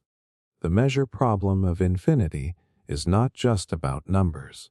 It is about trying to make predictions in a universe that may never end. If the universe is truly infinite, or if countless universes exist beyond our own, then almost every possible event happens not just once, but infinitely many times. That sounds exciting at first. Then you realize it creates a devastating problem. If everything happens infinitely often, how do you decide what is actually likely? Normally, probability feels simple. Imagine reaching into a bag containing 9 blue marbles and 1 red marble. Without looking, your chances of grabbing the red one are easy to calculate. There are 10 marbles, so the probability is 1 out of 10. Now replace the marbles with an infinite number of blue marbles and an infinite number of red marbles. What are your chances now? At first, you might say 50% because there are infinitely many of each. But what if someone arranges them differently? Suppose every red marble is placed after 10 blue marbles. Suddenly it seems as though blue marbles appear much more often. Rearrange them again, and the answer changes once more. The strange part is that nothing about the marbles themselves changed. Only the way you counted them did. That is the heart of the measure problem. In an infinite universe, counting becomes surprisingly complicated. Cosmologists encounter this issue when studying models of the universe that continue expanding forever. Some theories suggest that space constantly creates new regions through a process called eternal inflation. Each region could become its own universe with different histories, different galaxies, and perhaps even different physical conditions.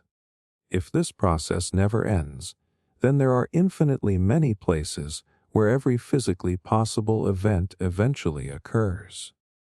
Somewhere, a civilization exactly like ours may exist. Somewhere else, history unfolds differently.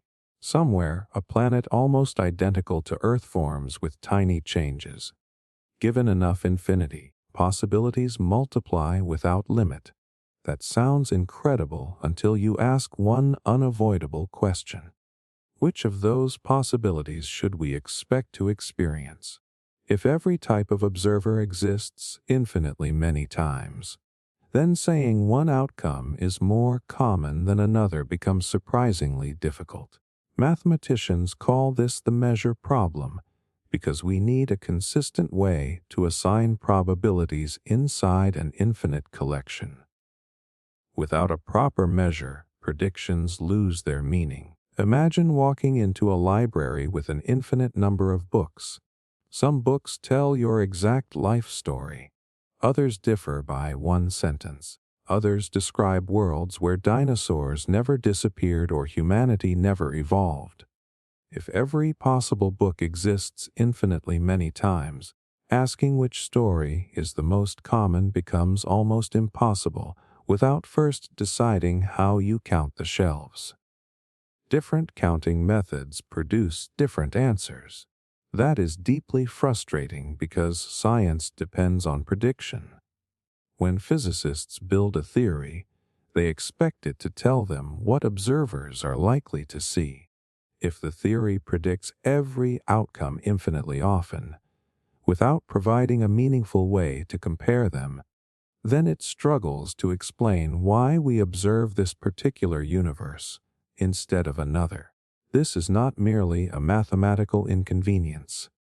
It strikes at the very purpose of scientific explanation. Science succeeds because it allows us to calculate probabilities, test predictions, and compare theories against observations. Infinity threatens that process by making every possibility appear endlessly available. Psychologically, humans are not equipped to think about infinity. Our minds evolved to compare finite groups, estimate distances, and make practical decisions. Infinity has no final number. It has no edge. It never allows us to finish counting. That is why paradoxes involving infinity feel so unsettling. They expose the limits of everyday intuition. One famous example comes from a hotel with infinitely many rooms. Every room is already occupied. Normally that means no vacancies exist. But in an infinite hotel, every guest can simply move from room 1 to room 2, room 2 to room 3, and so on forever. Suddenly room 1 becomes empty even though the hotel was completely full. Even stranger, infinitely many new guests can also be accommodated with the right rearrangement. Infinity behaves according to rules that seem impossible from an ordinary perspective. The measure problem takes that strange behavior and applies it to the entire cosmos. Different physicists have proposed different mathematical methods for assigning probabilities within infinite universes. Some approaches place limits on which regions are counted. Others compare expanding volumes of space in different ways. Unfortunately, many of these methods produce conflicting predictions. One technique suggests a particular type of universe is overwhelmingly likely, while another favors something entirely different. That disagreement reveals an uncomfortable truth. The mathematics describing infinity may still be incomplete, or perhaps our picture of the universe itself is missing something essential. Some researchers even argue that solving the measure problem could become one of the keys to understanding why our universe has the physical laws we observe. Others believe the paradox hints that infinite cosmological models require entirely new ideas before they can make reliable predictions. What makes this paradox so fascinating is how quietly it challenges certainty. Most people imagine infinity as simply a very large number. It is not.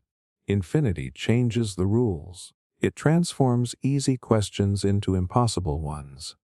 It turns straightforward probabilities into unsolved mysteries. And it forces scientists to admit that even with the most advanced mathematics ever created, there are still questions about reality that remain stubbornly unanswered.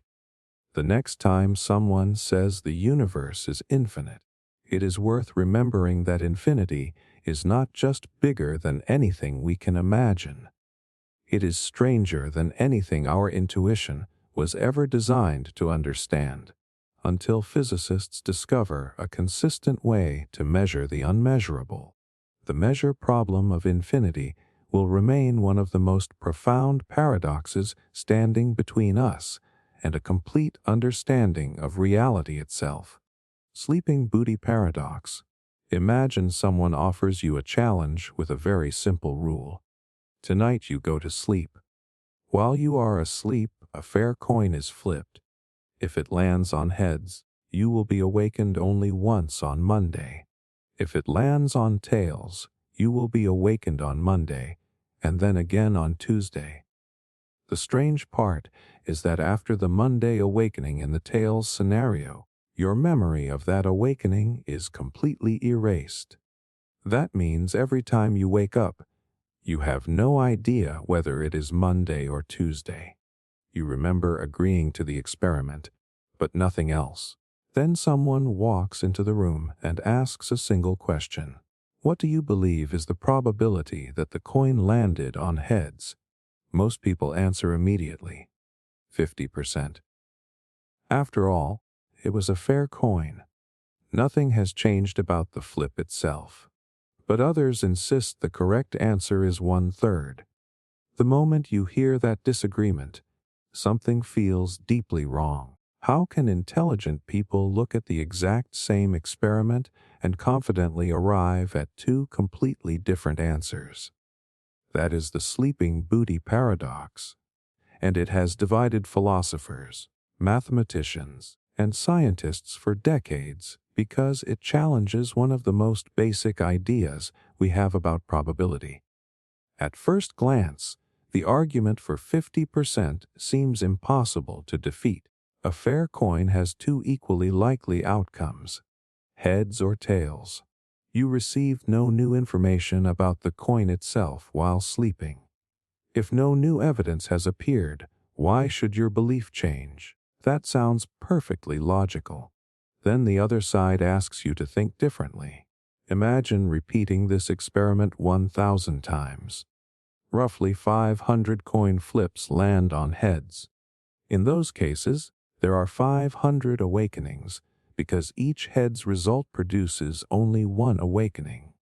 The other 500 flips land on tails. Those produce 1,000 awakenings because each tail's result wakes you twice. Now count every awakening. There are 1,500 awakenings in total. Only 500 of those awakenings happen after heads. The remaining 1,000 happen after tails. So every time you wake up inside the experiment, you should reason that only 1 out of every 3 awakenings belongs to a heads outcome. Suddenly the answer becomes 1/3. Neither argument feels obviously wrong. That is exactly why the paradox is so powerful. It exposes a hidden weakness in the way humans think about evidence. Normally, probability feels stable because we imagine ourselves standing outside the experiment. We observe the coin, calculate the odds, and move on. The sleeping beauty paradox forces you inside the experiment. Your own perspective becomes part of the calculation. Instead of asking about the coin alone, you are asking what your current experience tells you about the coin. That tiny shift changes everything. Psychologists have discovered that human beings constantly update their beliefs based on new information. If dark clouds appear, we increase the chance of rain. If traffic slows down, we expect delays. Our brains naturally combine old knowledge with fresh evidence to make better predictions. But what counts as new evidence? That is the question hiding underneath this paradox. Simply waking up feels ordinary. People wake up every day. Yet in this experiment, waking up carries information because tails creates more awakenings than heads. The experience itself becomes evidence, even though nothing about the coin flip has physically changed. That idea feels deeply uncomfortable because it blurs the line between observation and existence. Imagine entering a giant lottery where every losing ticket creates 2 identical copies of you, while every winning ticket leaves only one version. The next thing you know, you wake up with no memory of whether you were copied. Should the mere fact that you exist right now change what you believe about the original lottery result? the sleeping Booty paradox suggests that your perspective matters far more than our intuition expects. Naturally, philosophers split into opposing camps. Those who defend the 50% answer are often called halfers. They argue that waking up provides no genuinely new information, because the coin was already flipped before the experiment began. The probability of heads should remain exactly where it started. Those who support the 1/3 answer are known as thirders. They argue that each awakening should be treated as an observation, and since awakenings following tails occur twice as often, tails becomes the more reasonable belief from Booty's perspective. What makes this debate remarkable is that both sides use careful logic. Neither side relies on obvious mistakes. Each begins with reasonable assumptions, yet they reach different conclusions. That tells us something important. The paradox is not exposing bad mathematics. It is exposing different ways of interpreting probability itself. This idea reaches far beyond philosophy classrooms. Modern science constantly deals with observers trying to make sense of incomplete information. Cosmologists wonder why we observe this particular universe instead of another. Artificial intelligence systems update probabilities as new data arrives. Medical researchers estimate risks based on limited observations. Even everyday life is filled with situations where our own perspective influences what we should believe. The Sleeping Booty paradox reminds us that probability is not always just about events. Sometimes it is also about where the observer happens to be inside those events. There is another reason this paradox fascinates people. It quietly challenges our confidence in certainty. We like believing that every question has one clean numerical answer waiting to be discovered.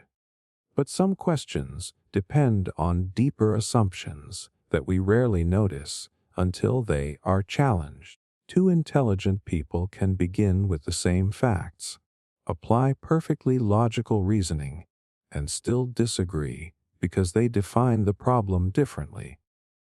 That realization is surprisingly humbling.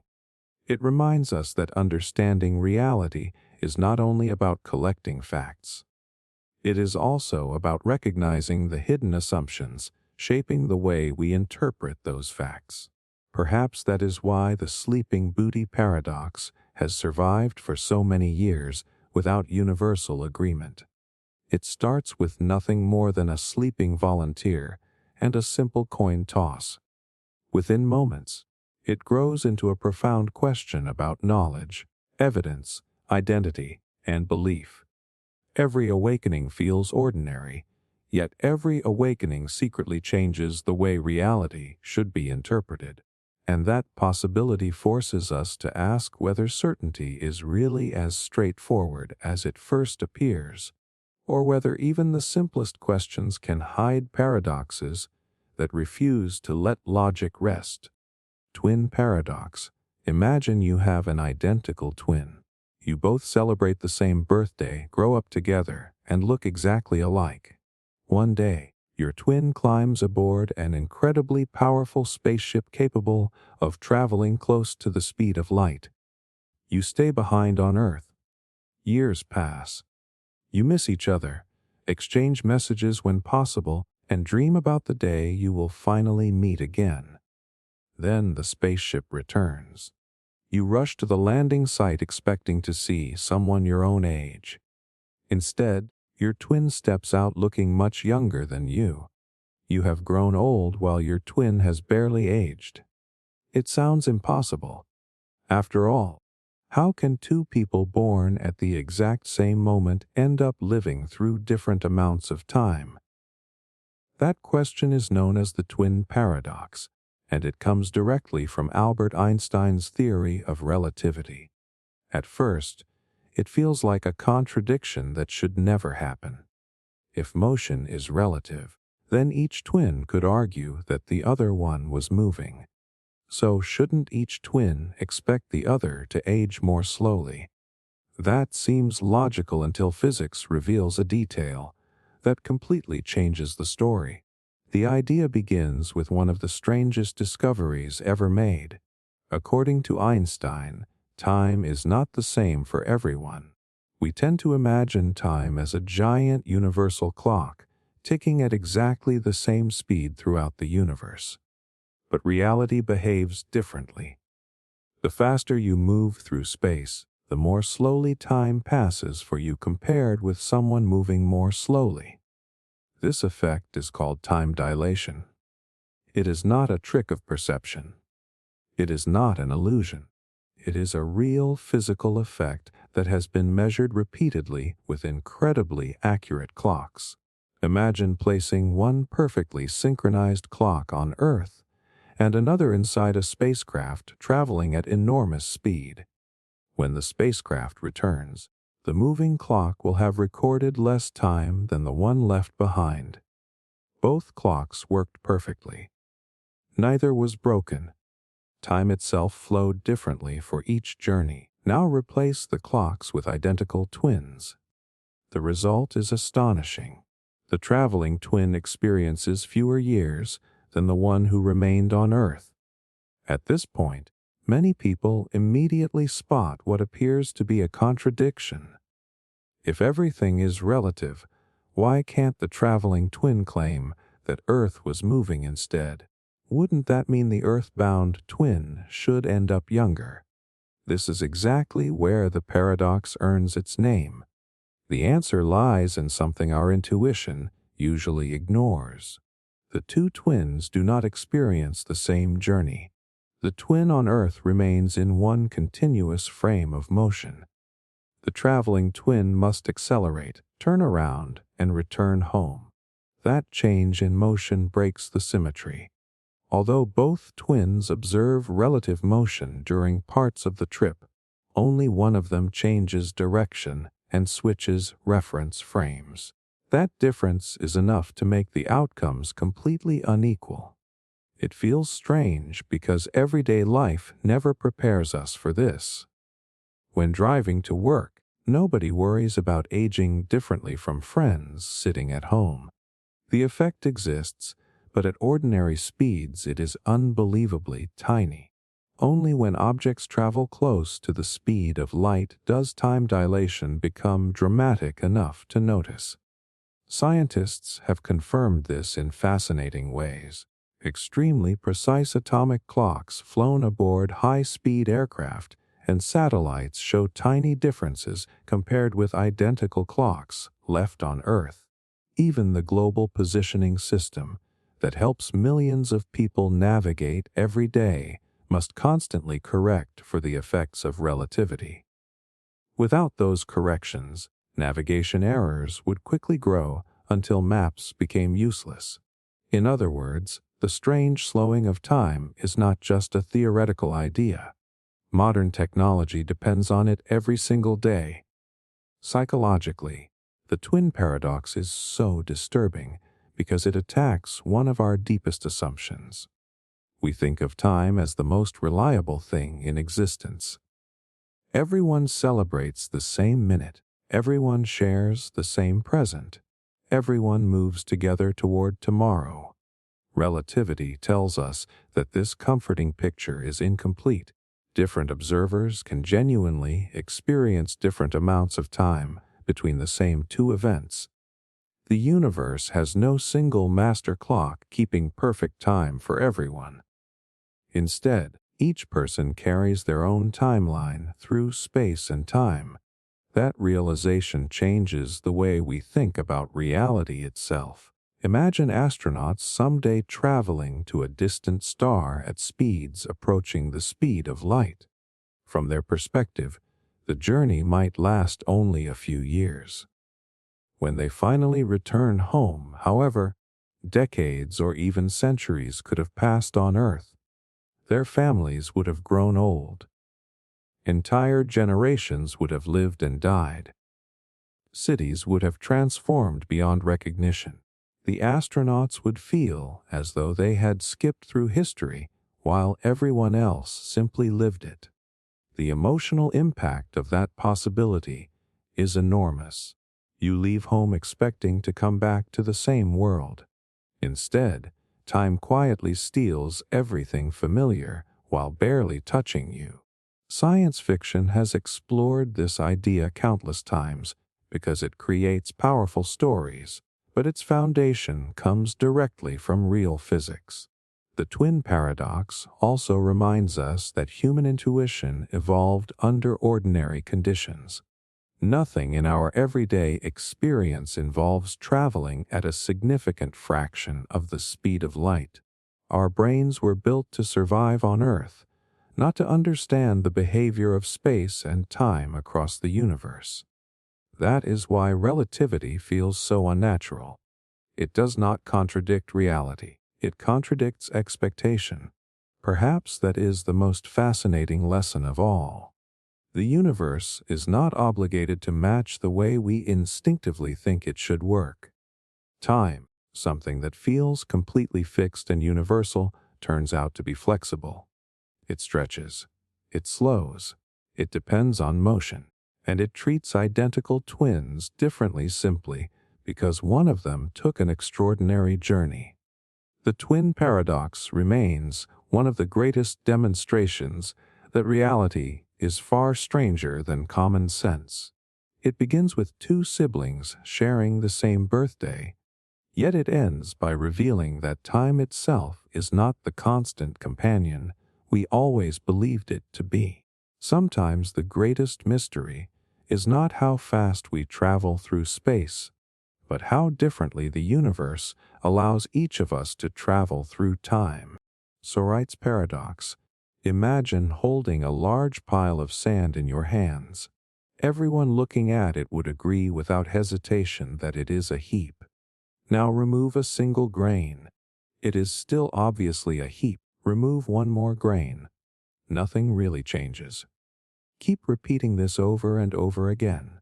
One grain at a time. Every individual step feels too small to matter. Yet eventually you are left with a single grain of sand. No one would call that a heap. So here is the question that has confused philosophers for thousands of years. Exactly which grain stopped it from being a heap? There is no obvious answer. That is the Sorites Paradox, and despite sounding like a harmless puzzle, it quietly exposes one of the biggest weaknesses in the way humans think. We assume the world is neatly divided into clear categories: tall or short, rich or poor, young or old, alive or dead. But when we look closely, reality refuses to draw those sharp lines. Instead, it gives us endless shades in between. The Sorites Paradox gets its name from the ancient Greek word for heap.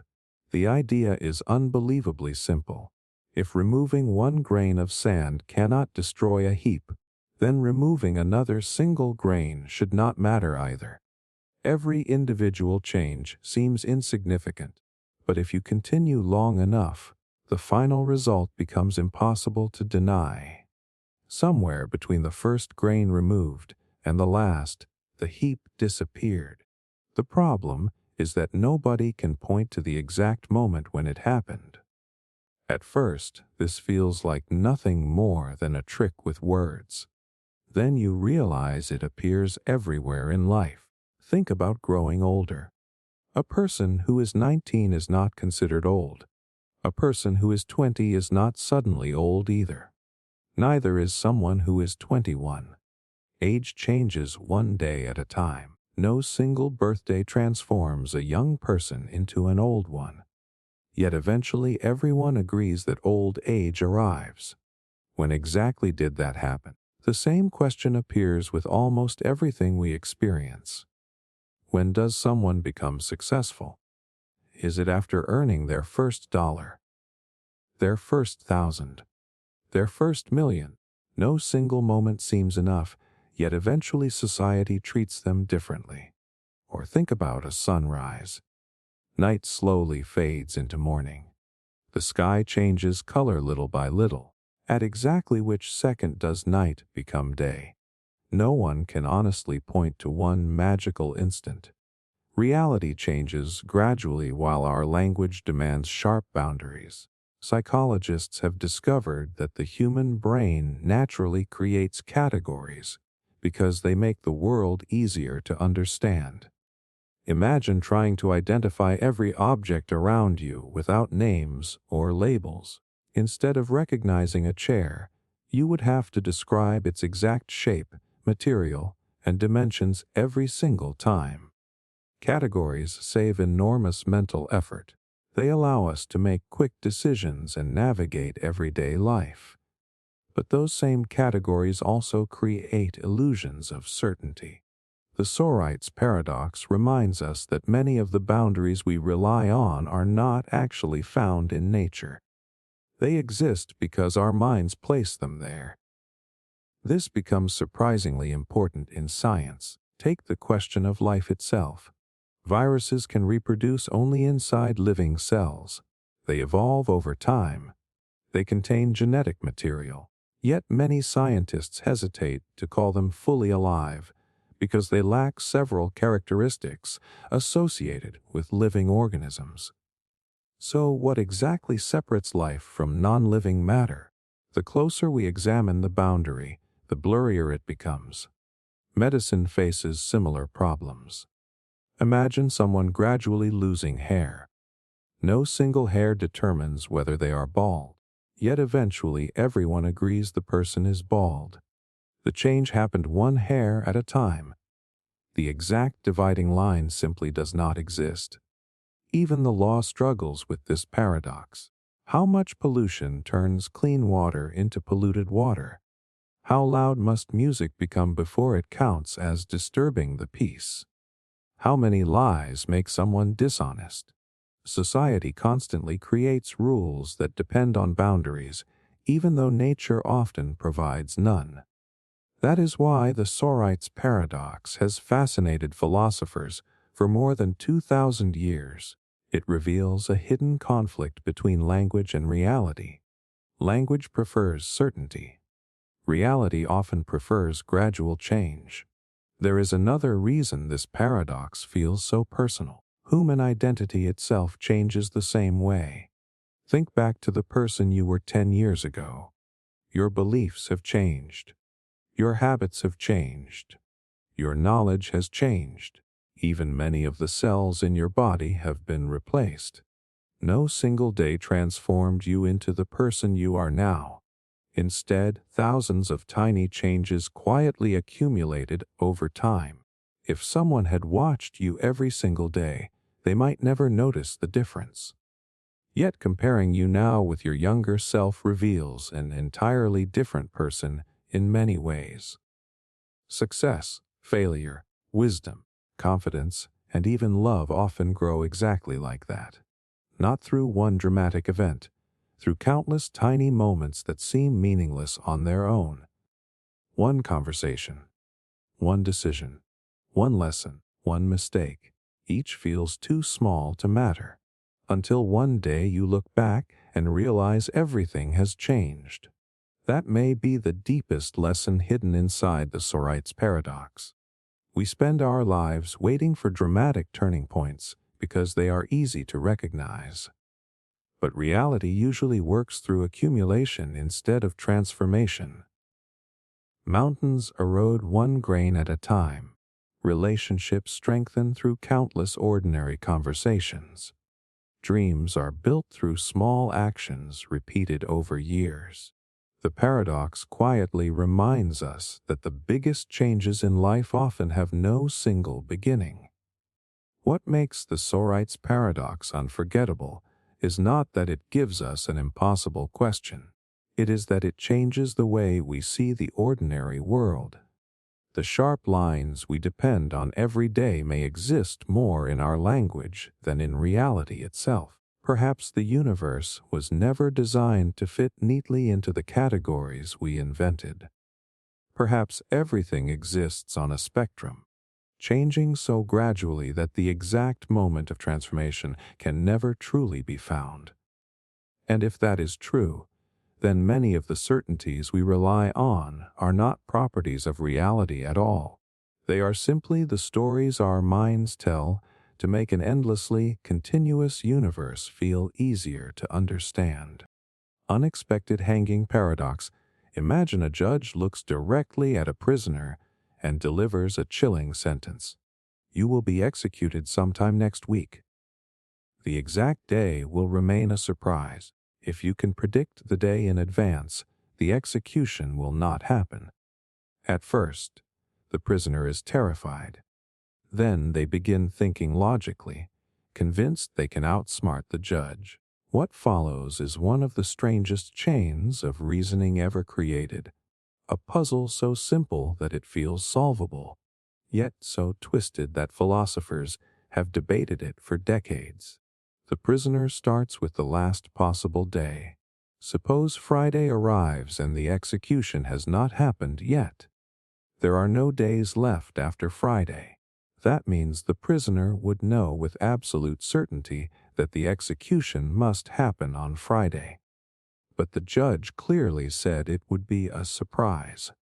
Since Friday could no longer be unexpected, Friday must be impossible. Feeling confident, the prisoner crosses Friday off the calendar. Then they move to Thursday. If Friday is already impossible and Thursday arrives with no execution yet, only Thursday remains. Once again, the prisoner would know exactly what is coming. The execution would not be a surprise.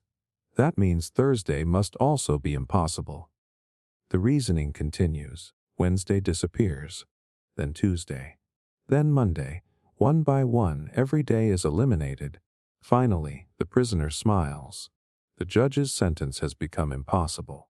There is no day left that satisfies the condition of being unexpected.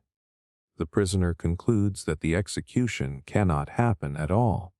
Then imagine Wednesday morning arrives. The prison door opens. The guards enter. The prisoner is completely shocked. The execution happens on Wednesday. It was, in fact, a total surprise. So how can that be possible? The prisoner's logic seemed flawless. Every step followed naturally from the previous one. Yet the conclusion turned out to be completely wrong. That is the unexpected hanging paradox, and it reveals something deeply unsettling about logic itself. The paradox begins because the prisoner's reasoning changes the very situation they are trying to analyze. Their conclusion that the execution cannot happen creates the surprise they believed was impossible. By convincing themselves that every day has been ruled out, they become completely unprepared when one of those days actually arrives. In other words, the logic destroys its own prediction. That strange loop has fascinated philosophers because it resembles many situations in everyday life. Think about surprise birthday parties. If someone tells you there will definitely be a surprise party tomorrow, it stops being a surprise. But if they convince you no party is possible, then suddenly a party becomes surprising again. The expectation changes the outcome. Human psychology works like this more often than we realize. Our beliefs influence how we interpret events. Sometimes they even create the very conditions that prove those beliefs wrong. Psychologists have long studied expectation because it shapes everything from perception to decision-making. When people strongly expect one outcome, they often ignore evidence pointing in another direction.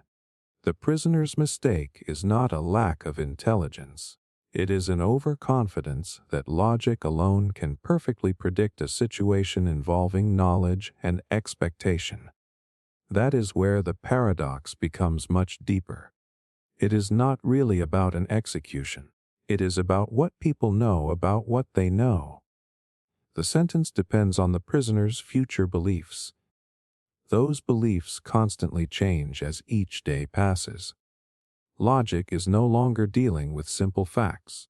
It is dealing with beliefs about future beliefs.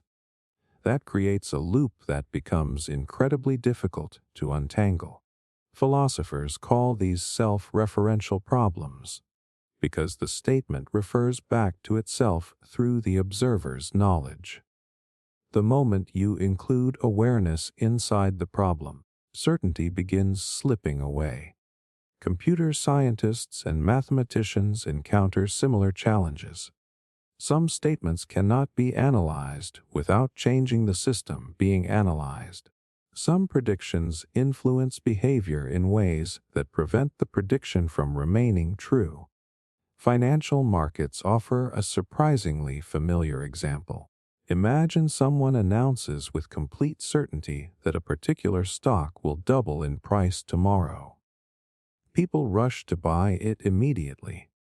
Their actions change the market today, making the original prediction less meaningful.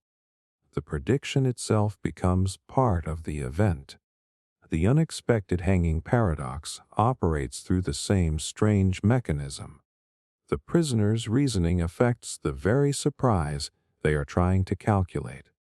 Some philosophers argue that the prisoner's mistake happens when eliminating Friday. Others believe the problem lies in assuming that perfect logical reasoning guarantees perfect knowledge.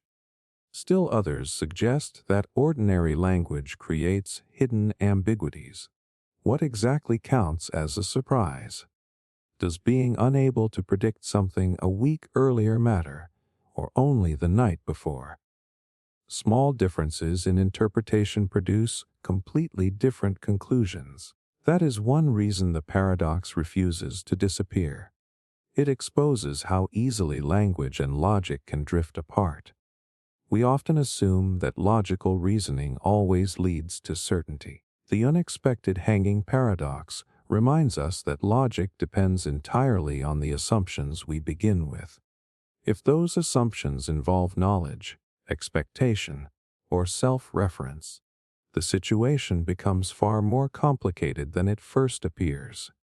Perhaps that is why this paradox continues to fascinate people after so many years. It starts with nothing more than a judge, a prisoner, and a calendar. Within moments, it grows into a profound challenge about prediction, certainty, and the limits of rational thought. The prisoner trusted logic so completely that they became blind to the possibility of being wrong. Ironically, that confidence made the surprise possible. In the end, the most unsettling part is not the unexpected execution. It is realizing that even perfect reasoning can sometimes lead us into conclusions that reality quietly overturns. The unexpected hanging paradox reminds us that understanding the future is not just about facts. It is also about how our own expectations become part of the story. And once knowledge begins influencing itself, even the sharpest logic can find itself trapped in a paradox with no obvious escape. Maxwell's demon. Imagine you are sitting in a room where the air is perfectly balanced. Some molecules move fast, others move slowly. Together they create a comfortable temperature. Now imagine a tiny invisible creature standing beside a small door connecting two identical rooms. Every time a fast-moving molecule approaches, the creature quickly opens the door and lets it pass into the room on the right. Every time a slow-moving molecule approaches, it sends it into the room on the left. After repeating this process millions of times, something extraordinary happens. One room becomes hotter and hotter, while the other becomes colder and colder. No energy was added. No work was done. Order appeared out of complete chaos. If that were possible, one of the most fundamental laws of physics would completely fall apart. This imaginary creature is known as Maxwell's demon, and despite sounding like something from fantasy, it has challenged physicists for more than a century. It is not a monster. It is not supernatural. It is simply a thought experiment designed to ask one uncomfortable question. Can intelligence create order without paying any cost. To understand why this matters, we first need to understand one of the most reliable rules in nature. Everything naturally moves toward greater disorder. Scientists describe this tendency using entropy. Imagine dropping a completed puzzle onto the floor. The pieces scatter everywhere. That feels completely normal. But nobody expects those scattered pieces to suddenly jump back together into a perfect picture. Disorder happens naturally. Order does not. The same principle explains why hot coffee slowly cools down instead of becoming hotter on its own. Heat naturally spreads until everything reaches balance. Left alone, the universe always seems to drift toward greater randomness. Then Maxwell imagined his tiny demon. The creature watches every individual molecule with impossible precision. Fast molecules carry more energy. Slow molecules carry less. By opening and closing the tiny door at exactly the right moments, the demon separates them without ever pushing or pulling anything. Eventually, one chamber becomes hot enough to power a machine, while the other becomes cold enough to absorb heat. It looks like the demon has created free energy simply by being clever. That is where the paradox begins. If the demon succeeds, it appears to violate the second law of thermodynamics, one of the most successful laws in all of science. That law tells us that entropy in an isolated system should never decrease on its own. Yet the demon seems to reduce entropy without spending any energy whatsoever.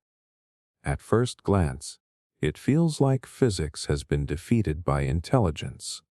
Naturally, scientists refuse to accept that conclusion.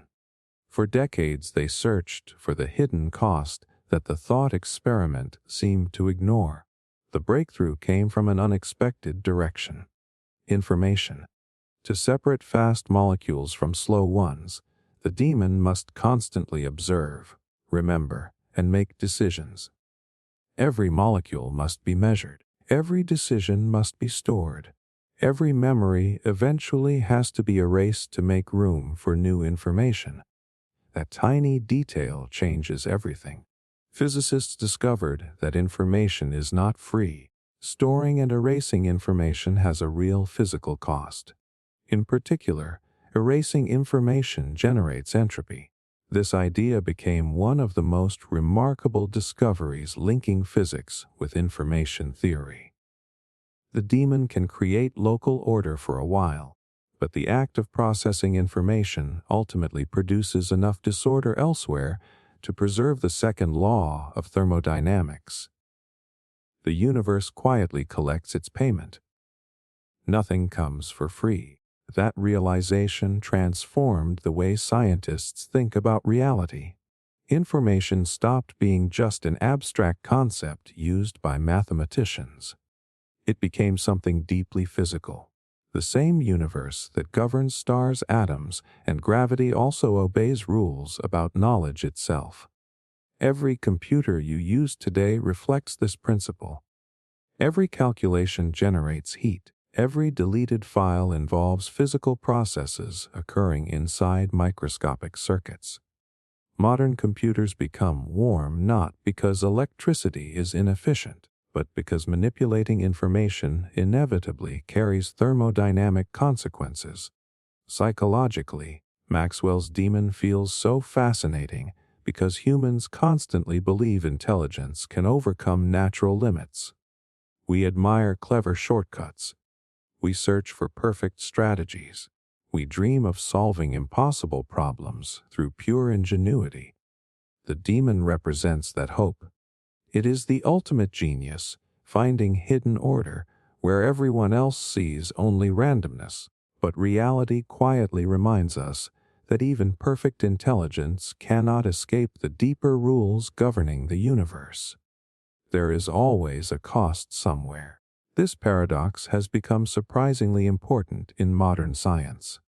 Researchers studying quantum computing, nanotechnology, and molecular machines continue exploring how information and energy interact at incredibly small scales. The relationship first highlighted by Maxwell's demon now influences cutting-edge research into the future of computation itself. What began as a simple imaginary creature guarding a tiny door eventually helped reveal one of the deepest connections in physics. Energy and information are inseparable. One cannot be manipulated forever without affecting the other. There is also a philosophical lesson hiding inside this paradox. Human beings often believe that knowledge exists separately from the physical world. We imagine thoughts floating beyond ordinary matter. Maxwell's demon suggests something very different. Knowing something requires physical systems. Remembering something changes physical states. Forgetting something also has consequences. Even ideas leave fingerprints on reality. Perhaps that is why this paradox remains so unforgettable. It starts with an invisible creature opening a microscopic door. Within minutes, it grows into a profound challenge about energy, intelligence, memory, and the hidden price of knowledge itself. The demon never needed incredible strength. It only needed perfect information. Yet in the end, that very information became the reason it could never truly defeat the universe. The second law survives. Entropy continues its relentless march. And Maxwell's demon leaves us with one remarkable lesson. Sometimes the greatest mysteries are not solved by discovering new forces or hidden particles. Sometimes they are solved by realizing that information itself is one of the most fundamental parts of reality, woven so deeply into the fabric of the universe that even the cleverest mind can never escape paying its price. Lottery Paradox.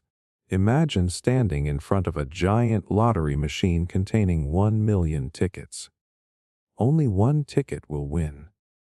You pick up the first ticket and confidently say, "This ticket is going to lose."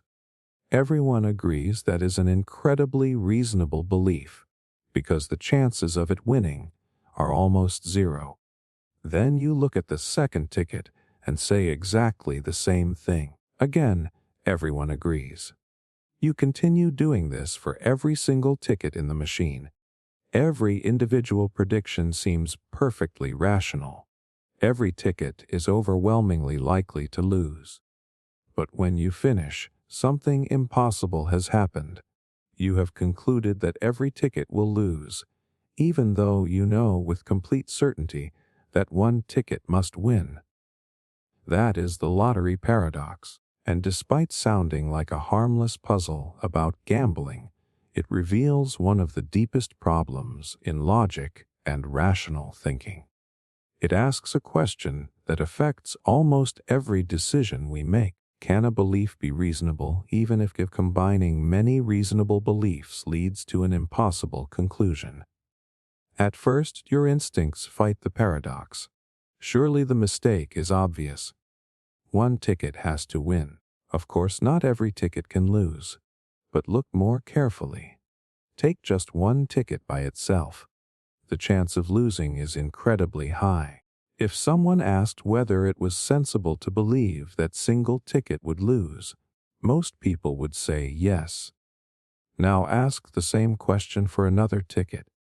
The answer stays exactly the same. Nothing changes until you realize that repeating perfectly reasonable logic over and over somehow creates an unreasonable result. That tiny shift is what makes this paradox so fascinating. The problem is not mathematics. The probabilities are completely correct. The problem lies in how we treat belief. Human beings naturally assume that if every individual belief is reasonable, then combining them should also be reasonable.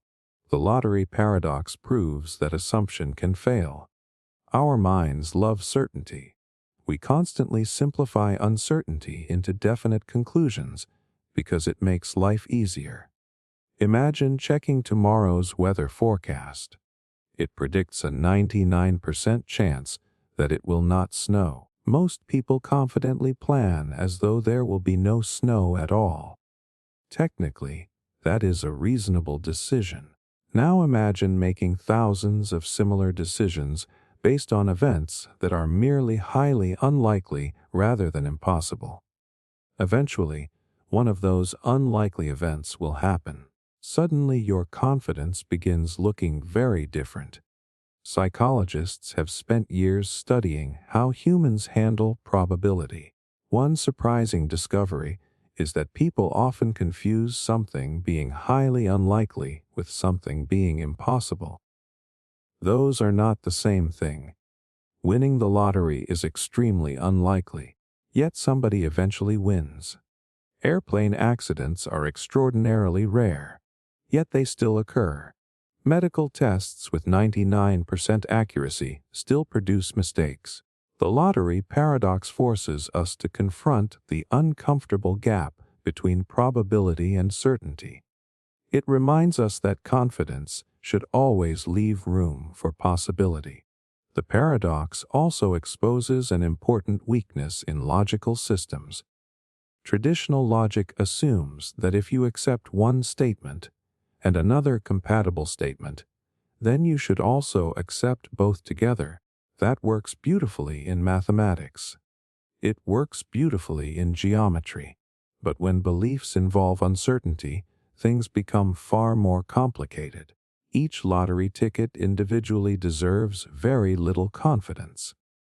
Yet treating every one of those beliefs as absolute truth creates a contradiction. Philosophers realized that rational belief may not behave exactly like ordinary logical truth.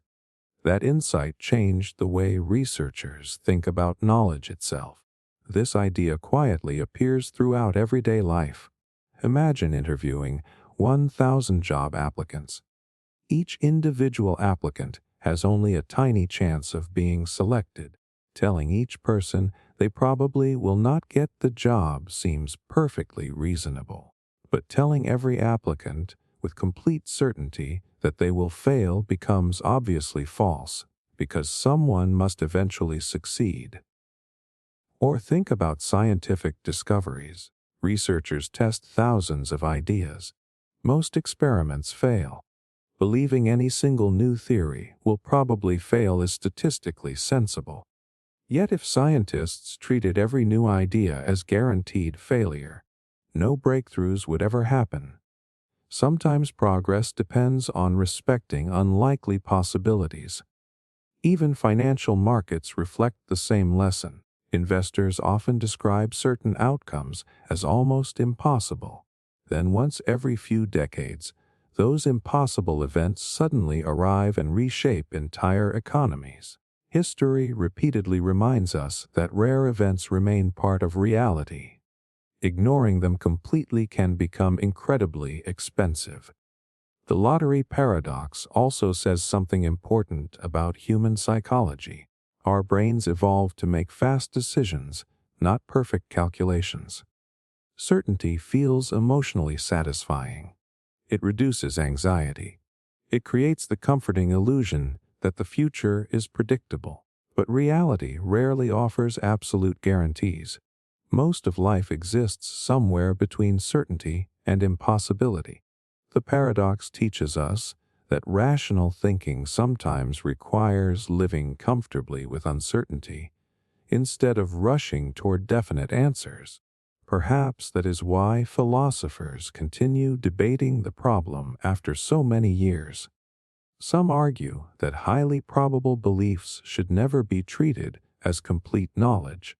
Others believe our understanding of logic itself must change when uncertainty enters the picture. There is still no universal agreement.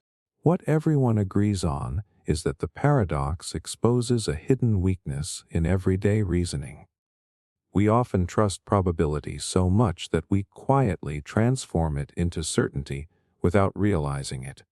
The next time someone says something could never happen because the odds are incredibly small, it is worth remembering the lonely winning ticket inside the lottery machine. Every losing ticket looked almost certain. Every prediction sounded perfectly reasonable. Yet one ordinary ticket quietly proved them all incomplete. That is what makes the lottery paradox so unforgettable. It begins with nothing more than a simple game of chance. Within moments, it grows into a profound reminder that logic, probability, and belief do not always fit together as neatly as we expect. Sometimes the most rational conclusion is not absolute confidence. Sometimes it is leaving just enough room for the one possibility that almost everyone else is certain will never happen. Newcomb's paradox. Imagine someone places two boxes in front of you. The first box is transparent, and you can clearly see that it contains $1,000. The second box is completely sealed. You have no idea what is inside. Then you are given a choice. You can take only the sealed box, or you can take both boxes. That sounds easy. Most people immediately decide to take both, because $1,000 extra is still $1,000 extra. But before you make your decision, the person running the experiment tells you one final detail that changes everything. Inside the sealed box there is either $1 million or nothing at all. What determines which one is inside?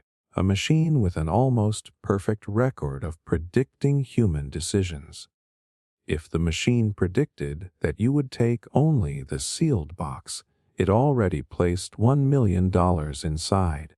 If it predicted that you would take both boxes, it left the sealed box empty. Here is the catch. The prediction was made yesterday. The money was placed in the boxes before you even walked into the room. Nothing you choose now can physically change what is already inside. So what should you do? Take only the sealed box, or take both? That simple question creates Newcomb's paradox, one of the most famous thought experiments in philosophy, because it divides intelligent people into completely opposite conclusions. At first glance, taking both boxes seems impossible to argue against. Think about it. The prediction has already happened. The money has already been placed inside. Whatever is inside the sealed box cannot change now. If it contains $1 million, taking both boxes gives you $1 million and $1,000. If it contains nothing, taking both still gives you $1,000. In both situations, taking both appears to leave you better off. That reasoning feels almost mathematically perfect. Then another group of thinkers reaches the exact opposite conclusion. They point out something equally undeniable. The machine has an extraordinary history of predicting human behavior. Almost everyone who trusted the machine and took only the sealed box walked away with $1 million. Almost everyone who tried taking both ended up with only $1,000. If the machine is truly that accurate, then choosing one box is clearly the strategy that produces the greatest reward. Now the paradox becomes impossible to ignore. One line of reasoning tells you to maximize your guaranteed outcome. The other tells you to maximize the outcome that actually happens in practice. Both arguments sound logical. Both rely on the same facts, yet they recommend opposite decisions. This is where the paradox becomes much deeper than money. It quietly asks what it actually means to make a rational choice. Should you focus only on the direct consequences of your action? Or should you also consider what your decision says about the kind of person you are and how predictable your choices might be? Psychologists have discovered that humans constantly make decisions based on expectations about the future. We cooperate because we expect others to cooperate. We study because we expect education to improve our lives. We save money because we expect future benefits. Our choices are rarely isolated. They depend on patterns, predictions, and beliefs about what comes next. Newcomb's paradox pushes that idea to its absolute limit. Imagine the prediction machine is so accurate that it has never been wrong. Not once. Would you still insist on taking both boxes simply because the money has already been placed inside? Or would you trust the overwhelming evidence that people choosing only one box consistently become millionaires? The emotional tension comes from realizing that both instincts feel reasonable. One appeals to logic. The other appeals to experience. Some philosophers argue that taking both boxes is the only rational answer because your present decision cannot influence a prediction made yesterday. Others argue that one box is rational because the machine's prediction and your choice are so strongly connected that ignoring that relationship leads to worse outcomes. Neither side has managed to completely defeat the other. That is why the paradox continues to spark debates decades after it was first proposed. Interestingly, modern science has made this thought experiment feel more relevant than ever. Artificial intelligence systems are becoming increasingly skilled at predicting human behavior. Online platforms often know what videos you will watch next. Shopping websites predict what products you are likely to buy. Recommendation systems estimate your preferences before you consciously make a choice. While none of these systems approach the impossible accuracy of Newcomb's prediction machine, they remind us that human behavior is often far more predictable than we like to admit. That realization creates another uncomfortable question.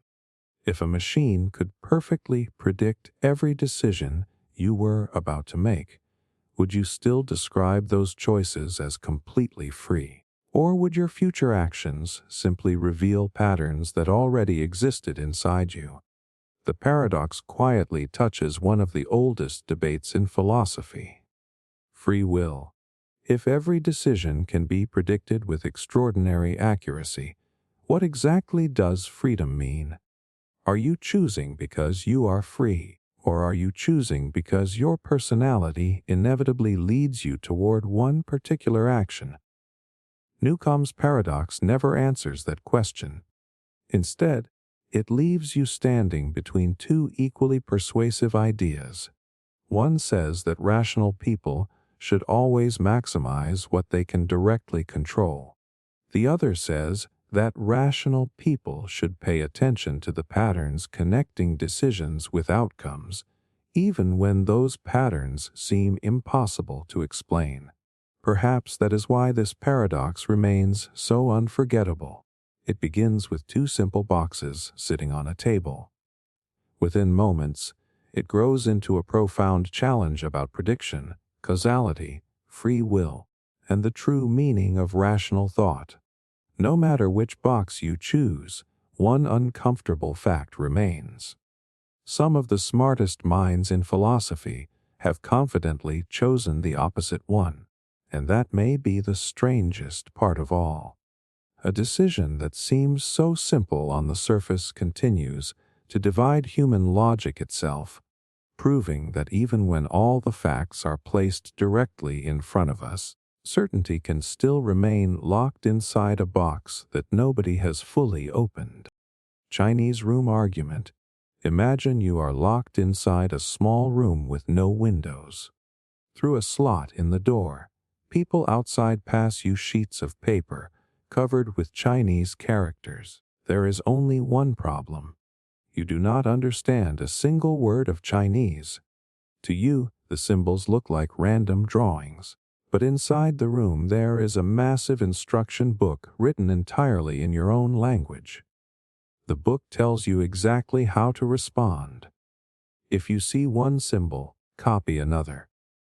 If two symbols appear together, write a different set of characters. You follow every instruction perfectly without ever knowing what any of the symbols actually mean. After hours of doing this, something incredible happens. The people outside become convinced they are having a conversation with a fluent Chinese speaker. They ask complicated questions. You return perfectly written answers. They tell jokes. You respond appropriately. From their perspective, the person inside the room clearly understands Chinese. But you know the truth. You do not understand anything. You are simply following rules.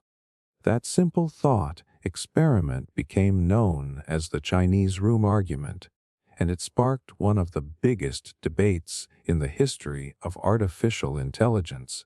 It asks a question that feels more important every year. Can something appear intelligent without actually understanding anything at all? At first, most people assume the answer is obvious. If the responses are perfect, then understanding must exist somewhere. Otherwise, how could the conversation make sense? That is exactly what philosopher John Searle wanted people to question. He argued that producing the correct answers is not the same as genuinely understanding their meaning. Inside the room, every symbol is treated like a meaningless pattern. The instructions tell you what to do next, but they never explain what the symbols represent. You never learn the language. You never imagine the ideas behind the sentences. You simply manipulate shapes according to rules. Searle believed that computers work in much the same way. A computer receives inputs. It processes symbols according to programmed instructions. Then it produces outputs. No matter how impressive those outputs become, he argued that following rules alone does not create real understanding. That claim sent shockwaves through philosophy and computer science. Because if he was right, then even the smartest machine could appear intelligent while remaining completely unaware of what it was actually saying. The argument becomes even more fascinating today because artificial intelligence has advanced far beyond anything people imagined when the thought experiment was first proposed. Machines can now answer questions, write essays, translate languages, compose music, and generate astonishingly human conversations. From the outside, they often appear to understand exactly what they are talking about. But do they? Or are they simply performing unimaginably complex versions of the instruction book inside the Chinese room? That question has no universally accepted answer. Supporters of artificial intelligence quickly challenged Searle's conclusion. One famous response argued that while the person inside the room does not understand Chinese, the entire system does. The room, the instruction book, the symbols, and the person together create understanding, even if no individual part does. Think about the human brain. No single neuron understands English. No individual brain cell knows mathematics. Yet billions of neurons working together somehow produce conscious thought. Perhaps intelligence works the same way. Perhaps understanding emerges from the complete system rather than any single component. Others disagreed completely. They argued that genuine understanding requires consciousness, awareness, or subjective experience. Simply processing information, no matter how perfectly, can never produce the feeling of knowing what something means.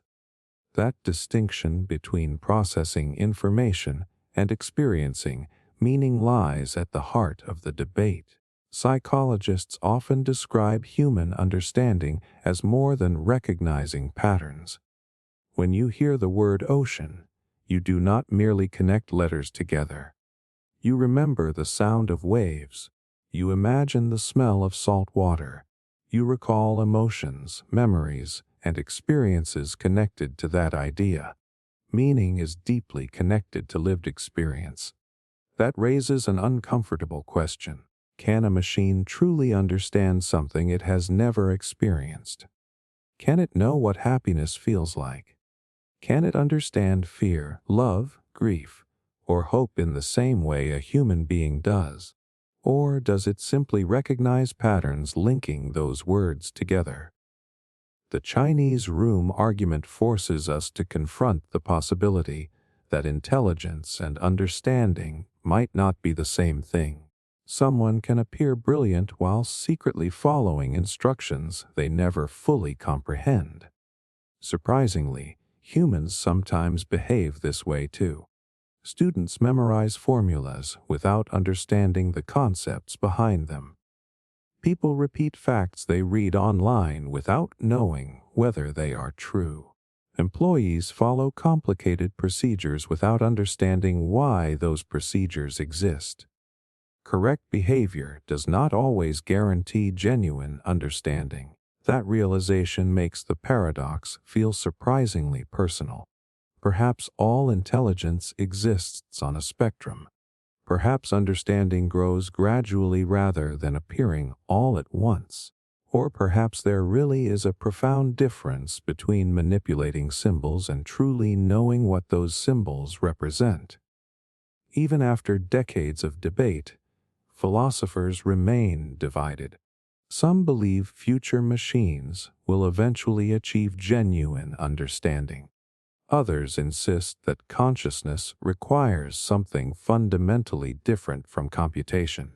Modern neuroscience has not completely answered the question either, because scientists still do not fully understand how conscious experience arises inside the human brain. If we cannot completely explain our own awareness, deciding whether machines possess it becomes even more difficult. Perhaps that is why the Chinese room argument refuses to fade away. It begins with nothing more than a person, a room, and an instruction book. Yet it quietly grows into one of the deepest questions humanity has ever asked. What does it actually mean to understand? Is intelligence simply the ability to produce the right answers? Or is there an invisible quality inside conscious experience that no collection of rules can ever reproduce? As artificial intelligence becomes increasingly capable, those questions stop feeling like distant philosophy. They become questions about the future of technology, the nature of consciousness, and even what makes us uniquely human. The Chinese room reminds us that sometimes the greatest mystery is not whether a machine can talk like a person. It is whether speaking the language of intelligence is the same as truly knowing what any of those words mean. Poincaré Recurrence Paradox. Imagine shuffling a deck of cards as thoroughly as you possibly can. You shuffle again, then again. You keep repeating the process for millions, billions, even trillions of years. Common sense tells you that the cards will always remain random. Once order disappears, it feels gone forever. But mathematics quietly whispers something astonishing. If you wait long enough, not just an incredibly long time, but an almost unimaginable amount of time, the exact original order of the deck will eventually appear again. Every single card will return to precisely the position where it started. That sounds impossible. Yet this bizarre idea forms the foundation of one of the strangest paradoxes in mathematics and physics. The Poincaré Recurrence Paradox begins with a surprisingly simple assumption. Imagine a system that has only a limited number of possible arrangements and is left to evolve forever without losing energy, according to the mathematics developed by the French scientist Henri Poincaré. That system cannot wander endlessly into completely new states. Given enough time, it must eventually return astonishingly close to where it began. Not once, but over and over again. At first, that seems harmless. Then think about what it means for the universe. Every breath you take, every conversation you have, every decision you make, every star in every galaxy. If the universe behaves like a gigantic but finite system, then after an unimaginably vast amount of time, every arrangement of matter could eventually repeat. Not something similar. Not something almost the same. Potentially the exact same arrangement. That means another version of this very moment could happen again. The same room. The same thoughts. The same words. The same person reading this sentence. The idea feels almost impossible to accept because our entire experience tells us that time only moves forward. History feels unique. Moments feel unrepeatable. Once something happens, it becomes part of the past forever. The Poincaré Recurrence Paradox quietly challenges that belief. Imagine rolling a pair of dice.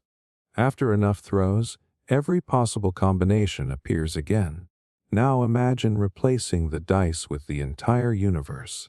If there are only finitely many possible arrangements, then eventually every arrangement must return. Of course, there is a catch. The waiting time is so unimaginably enormous that ordinary numbers become meaningless. Not millions of years, not billions, not even trillions. The recurrence time for something as complex as our universe would be so vast that writing it down would require more digits than there are particles in the observable universe. In practical terms, it is far beyond anything humans could ever experience. Yet mathematically, the possibility refuses to disappear. This creates an uncomfortable tension with another fundamental idea in physics. Entropy. We are taught that disorder continually increases. Hot coffee cools down. Buildings decay. Stars burn out. The universe appears to move steadily toward greater disorder. So how can a system that constantly becomes more disordered eventually return to an earlier, more ordered state? That seems like a contradiction. The answer lies in probability. Entropy tells us what is overwhelmingly likely, not what is absolutely guaranteed. Imagine a room full of air molecules. They naturally spread out evenly because that arrangement is incredibly probable. But there is no law of physics saying they absolutely cannot all gather into one corner. It is simply so unimaginably unlikely that it effectively never happens during the lifetime of the universe. Given enough time, however, even extraordinarily unlikely events eventually become possible. The paradox reminds us that impossible and unimaginably improbable are not the same thing. Psychologically, humans struggle with this distinction. Our brains evolved to deal with everyday timescales. We understand seconds, years, perhaps even centuries. Once numbers grow beyond ordinary imagination, intuition completely breaks down. That is why infinity and enormous timescales create so many paradoxes. We instinctively confuse practical impossibility with mathematical impossibility. The Poincaré Recurrence Paradox forces us to separate those ideas. There is another fascinating consequence. If moments truly repeat, what happens to individuality? Would another version of you really be you? If an identical arrangement of atoms appears again somewhere in the distant future, complete with every memory and every emotion, has your life repeated? Or has an entirely new person simply come into existence with the same experiences? Philosophers have debated questions like this for generations because identity becomes surprisingly difficult once perfect repetition enters the picture. The paradox also touches on one of humanity's oldest dreams, the desire to begin again. People often wish they could relive their lives with the knowledge they possess today. Correct old mistakes, choose different paths, repair broken relationships. But the recurrence paradox offers something stranger. If everything repeats exactly, there may be no opportunity to choose differently at all. The same decisions would unfold because the same conditions would exist. The same causes would produce the same effects. History would become an endless cycle rather than a single journey. Some thinkers have even connected this idea with ancient philosophical concepts about eternal return, the possibility that existence endlessly repeats itself across unimaginable stretches of time. Whether those ideas reflect reality remains uncertain, but the mathematical possibility gives them an unexpected scientific echo. Modern cosmology complicates the picture even further. Scientists are still investigating whether the universe truly satisfies the conditions required for recurrence. If space continues expanding forever in particular ways, or if the universe has infinitely many possible states, then the simple recurrence picture may no longer apply. The paradox remains deeply connected to questions we have not yet answered about the ultimate structure and fate of the cosmos. That uncertainty makes it even more fascinating. Perhaps the universe repeats endlessly. Perhaps it does not. Either way, the mathematics forces us to confront possibilities far beyond everyday imagination. What makes the Poincaré recurrence paradox unforgettable is that it begins with something as ordinary as a shuffled deck of cards. From there, it expands into a breathtaking question about time, probability, identity, and the destiny of the entire universe. It reminds us that reality often stretches far beyond the limits of human intuition. Sometimes the impossible is not truly impossible. Sometimes it is simply waiting for a length of time so vast that our minds can barely comprehend it. And somewhere inside those unimaginable stretches of cosmic time, the universe may quietly be preparing to tell its greatest story all over again. Coincidence problem? Look around you for a moment. The stars above, the galaxies scattered across the universe, the planets, the atoms in your body, and even the empty space between everything all exist together at this exact moment in cosmic history.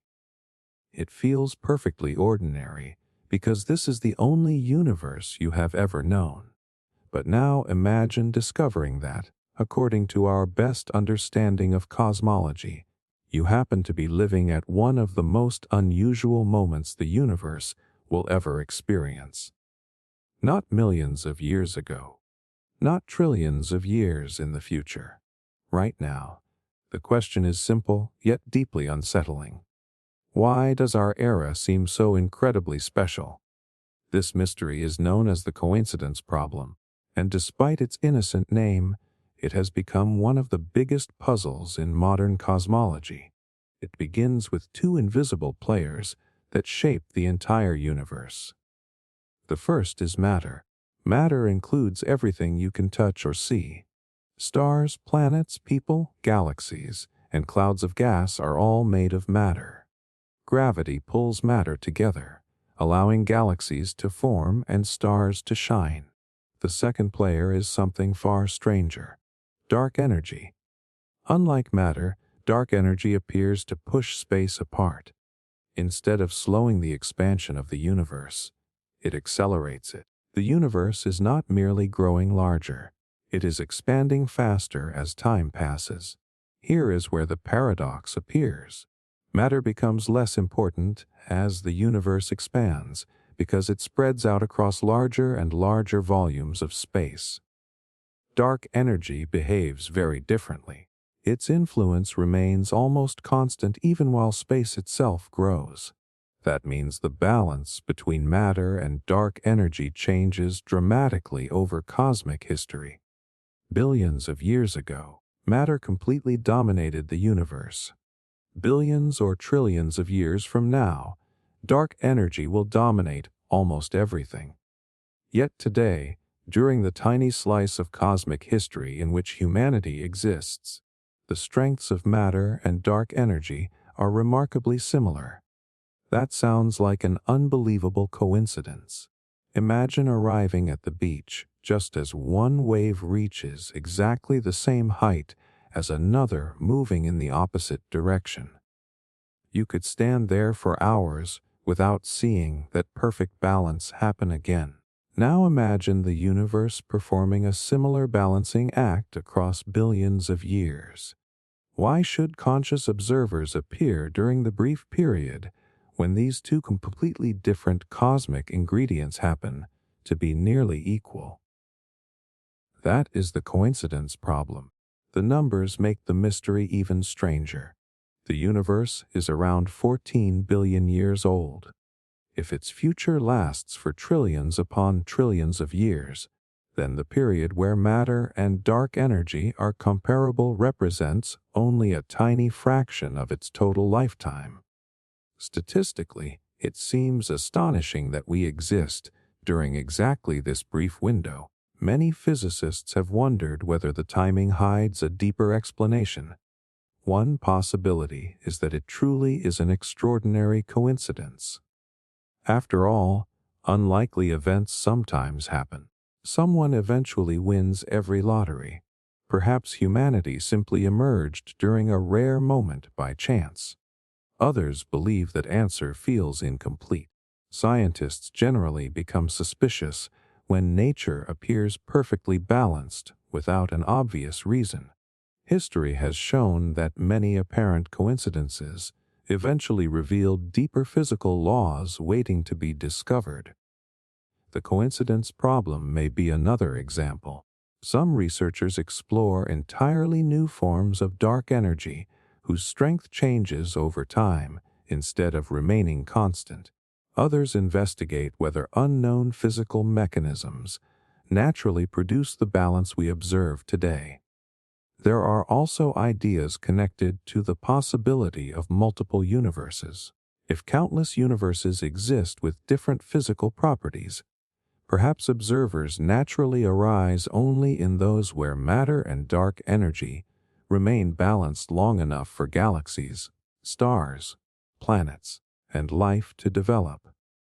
In that picture, the coincidence reflects where observers are able to exist rather than a special property of the universe itself. Whether that explanation is satisfying depends on who you ask.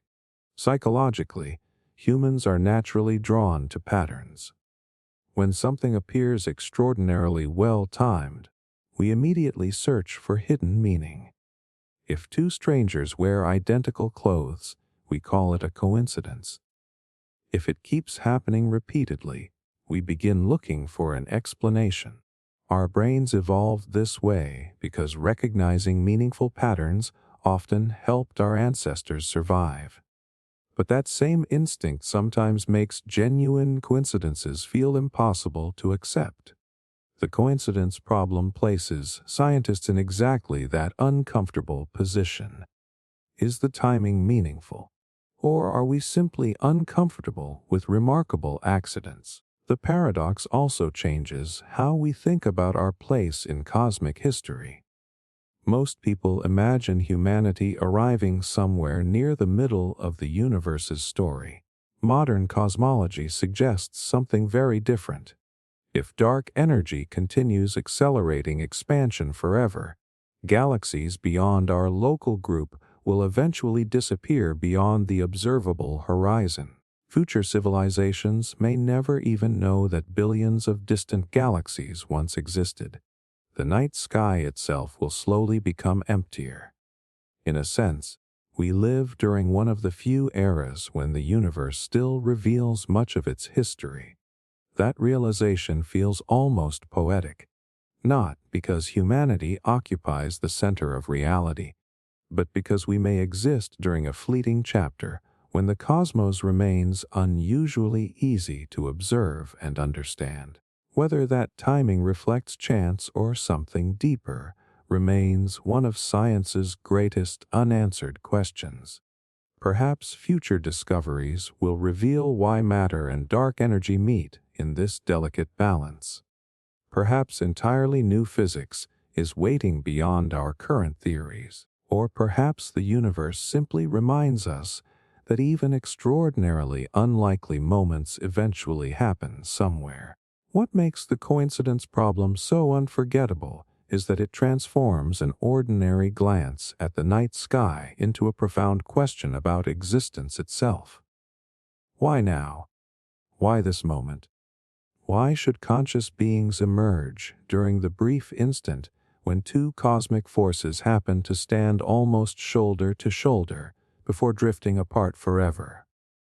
Until those questions are answered, every star we see becomes part of a much larger mystery. A reminder that the timing of our existence may be just as extraordinary as the universe in which it unfolds. Identity of perfect clones. Imagine waking up tomorrow morning exactly as you always do. You brush your teeth, check your phone, make breakfast, and start planning your day. Everything feels completely normal. Then someone knocks on your door and says something that instantly changes your entire understanding of reality. Last night, while you were asleep, scientists created a perfect clone of you. Not someone who merely looks like you. A truly perfect copy. Every memory, every habit, every fear, every dream, every scar, and every thought exists inside this other person. The clone remembers your childhood. The clone believes they are you. The clone even remembers waking up in your bedroom yesterday, despite never actually being there. Now answer one simple question. Which one of you is the real you? Most people immediately say the original must be the real person. That feels obvious. After all, you were here first. But then imagine speaking to the clone. They insist with complete honesty that they are the original. They remember learning to ride a bicycle. They remember graduating from school. They remember every conversation you have ever had. From their perspective, they are not pretending. Those memories feel just as real as yours. Suddenly the answer no longer feels so simple. This is the identity of perfect clones paradox, and it challenges one of the deepest assumptions we have about consciousness and personal identity. It asks whether being you depends on your memories, your physical body, or something even deeper that science has not yet discovered. At first glance, memory seems like the obvious answer. Our memories shape who we are. They explain our personalities. They connect our past with our present. If another person possesses every one of your memories, it becomes difficult to explain why they are not also you. But then something strange happens. The moment the clone is created, your lives begin to separate. You drink coffee. The clone drinks tea. You meet a stranger. The clone stays home. Within minutes, your experiences become different. Within days, your personalities slowly begin drifting apart. Within years, you may become completely different people. If identity depends entirely on memory, then at what exact moment do you stop being the same person? There is no obvious answer. Some philosophers argue that identity follows physical continuity. Your body has remained connected through every second of your life. The clone has not. According to this view, you remain the original simply because your physical existence never stopped. That sounds convincing until you remember something fascinating about your own body. Most of the cells inside you have been replaced over time. Your skin constantly renews itself. Your blood cells are replaced. Even many atoms inside your body today were not part of you years ago. Physically speaking, you are already very different from the child you once were. Yet nobody believes you became a completely different person every time your cells changed. If replacing your cells gradually does not destroy your identity, why should replacing them all at once create an entirely new person? The paradox becomes even more unsettling. Imagine a teleportation machine. You step inside. The machine scans every detail of your body, destroys the original, and perfectly rebuilds you somewhere else using new atoms. The person who steps out remembers everything. They laugh at the same jokes. They love the same people. They continue your life exactly where you left off. Did you survive the teleportation? Or did you die while an identical copy merely believes it is you? That question has divided philosophers for decades because both answers seem equally difficult to accept. Psychologists have discovered that our sense of identity depends heavily on continuity. We wake up every morning assuming we are the same person who went to sleep. That feeling seems effortless because change happens gradually. The identity of perfect clones paradox interrupts that continuity by creating two equally convincing versions of the same individual. Each possesses identical memories. Each believes they are authentic. Each experiences consciousness from a first-person perspective. Neither can prove they deserve the title of the real, one more than the other. That raises an even deeper mystery. What exactly is consciousness? If two physically identical brains produce identical thoughts, do they also produce identical awareness? Or does each brain create its own completely separate conscious experience? Science still cannot fully answer that question because consciousness itself remains one of the greatest unsolved mysteries in neuroscience. We understand astonishing amounts about the brain. We can observe neurons firing. We can map regions responsible for language, memory, and emotion. Yet we still do not completely understand why those physical processes create the feeling of being someone. The clone paradox forces us to confront that mystery directly. Interestingly, this problem is no longer limited to philosophy. Modern technology keeps pushing us closer to similar questions. Artificial intelligence grows more sophisticated every year. Digital copies of voices can sound identical to real people. Future technologies may preserve memories, personalities, or even detailed simulations of human minds. As these possibilities become more realistic, questions about identity become increasingly practical rather than purely theoretical. Suppose one day technology creates a digital version of your mind that behaves exactly as you would. Would your family consider it you? Would you? Or would it simply be an astonishing imitation with its own separate existence? The identity of perfect clones paradox offers no comfortable answer. Instead, it quietly exposes how little we truly understand about ourselves. Perhaps identity depends on physical continuity. Perhaps it depends on memory. Perhaps it depends on consciousness in ways science has not yet uncovered. Or perhaps the idea of a single permanent self is far more fragile than we have always believed.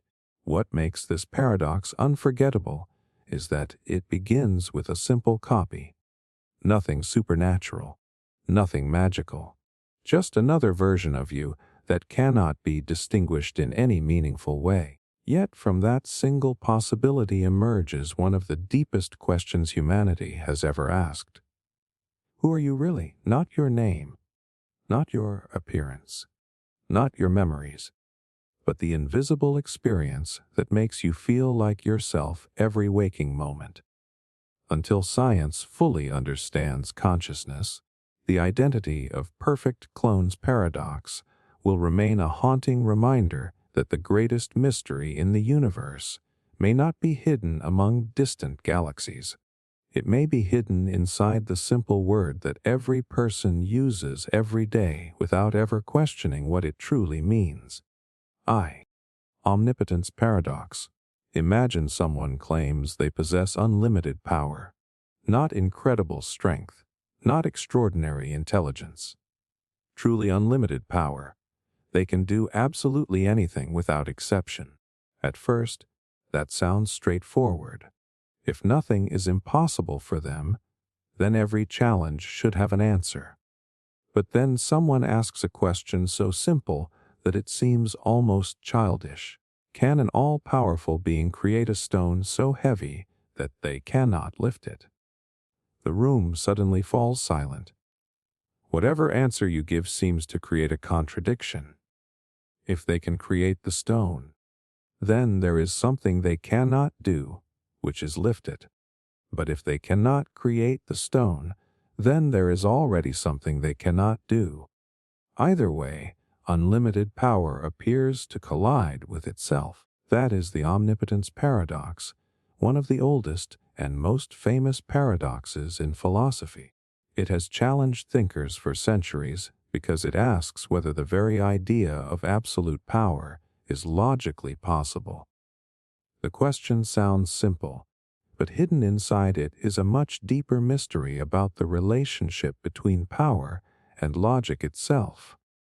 Most people instinctively try to solve the problem by choosing one side. They say the being creates the stone, or they say the being lifts every possible stone. But every attempt seems to leave behind another contradiction.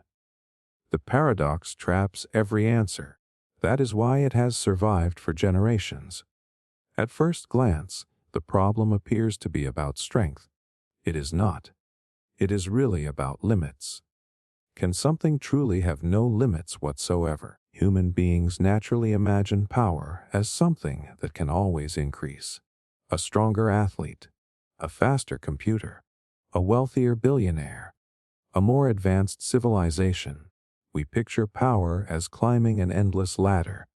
The Omnipotence Paradox asks what happens when you reach the very top. Can the ladder even continue? Or does the idea of unlimited power become meaningless? Philosophers have proposed many different answers. Some argue that omnipotence means the ability to do everything that is logically possible. Under that definition, creating a stone that an all-powerful being cannot lift is not a real task at all.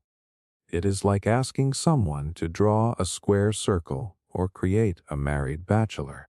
Those combinations are not difficult because they require too much power. They are impossible because the words themselves contradict one another. According to this view, logic is not a limitation placed upon omnipotence. Logic simply defines what meaningful actions actually are. Others disagree. They argue that if logic itself places boundaries on what an all-powerful being can do, then that being is not truly unlimited. Perhaps genuine omnipotence would even extend beyond logical consistency. But this idea creates enormous problems because once contradictions become possible, reasoning itself begins to collapse. Imagine a world where something could be completely true and completely false at the same time. A door could be both open and closed. You could be both alive and not alive. Numbers could equal anything. Once contradictions are allowed, logic loses its ability to distinguish sense from nonsense. Science, mathematics, and ordinary reasoning would all stop functioning. The paradox therefore forces us to ask an uncomfortable question. Is logic something that even ultimate power cannot escape? Or is logic simply another rule that absolute power could rewrite? Psychologically, humans are fascinated by limitless abilities. Stories about superheroes, magical beings, and gods appear in nearly every culture. These characters often represent our desire to overcome weakness. We dream about flying without limits, living forever, knowing every answer, controlling reality itself. The Omnipotence Paradox quietly reminds us that even our greatest fantasies may contain hidden contradictions. Sometimes the very idea of having everything creates questions that cannot be answered. The paradox also reaches beyond religion and mythology. Think about leadership. People often imagine that the most powerful leader can solve every problem. Reality rarely works that way. Every decision creates new consequences. Every solution introduces new challenges. Power does not eliminate limits. It often reveals them. Even modern technology reflects this lesson. As artificial intelligence becomes more capable, people sometimes ask whether future machines could solve every problem. Yet many problems are not limited by computing power alone. Some questions are mathematically impossible to answer completely. Others contain contradictions that no amount of intelligence can resolve. The Omnipotence Paradox reminds us that not every obstacle exists because something lacks strength. Some obstacles exist because the question itself cannot exist without destroying its own meaning. That distinction is incredibly important. A person cannot build a triangle with 4 sides, not because they lack skill, because the request contradicts the definition of a triangle. Likewise, creating a stone that defeats unlimited power may not describe an achievable task. It may simply combine words in a way that creates a logical impossibility. Even after centuries of discussion, philosophers continue debating exactly how omnipotence should be understood.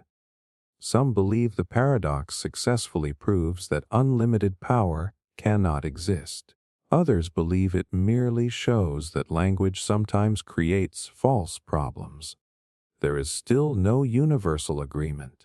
What everyone agrees on is that this tiny question about a stone reaches astonishingly deep into philosophy. It challenges how we define possibility, how we define power, and even how we define reality itself. Perhaps that is why the Omnipotence Paradox remains so unforgettable. It begins with an image almost anyone can understand: a stone, a question, a simple challenge. Within moments, it grows into one of the greatest puzzles ever asked about logic and existence.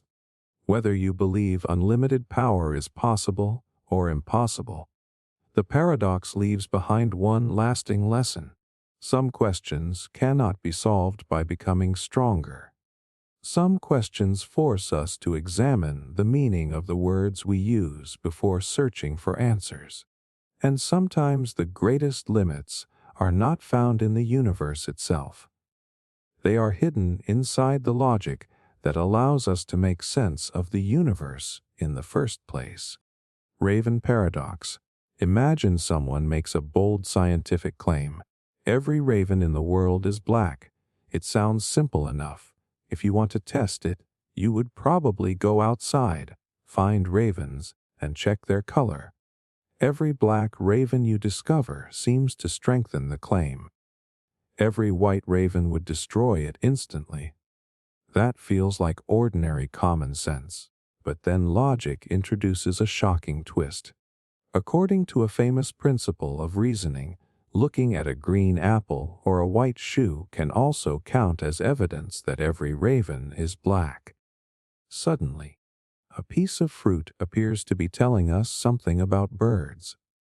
That sounds completely ridiculous, yet the logic behind it is surprisingly difficult to escape. This is known as the Raven Paradox, and it has puzzled philosophers for decades because it challenges one of the most basic questions in science: what actually counts as evidence? At first, everyone agrees on the obvious part. If every raven is black, then finding another black raven supports the idea. That seems undeniable. Now consider the same statement from a different angle. If every raven is black, then it must also be true that anything that is not black cannot be a raven. The two statements are logically identical. They say exactly the same thing in different ways. Now imagine you find a bright green apple. It is clearly not black. It is also clearly not a raven. That means it perfectly fits the second statement. According to strict logic, every object that is both not black and not a raven provides a tiny amount of support for the claim that every raven is black. The moment you hear that, something feels deeply wrong. Surely looking at apples tells us nothing about ravens. Yet the logic appears completely valid. That uncomfortable tension is the heart of the Raven Paradox. It forces us to question whether logical consistency and human intuition always agree. Think about how scientists normally investigate the world.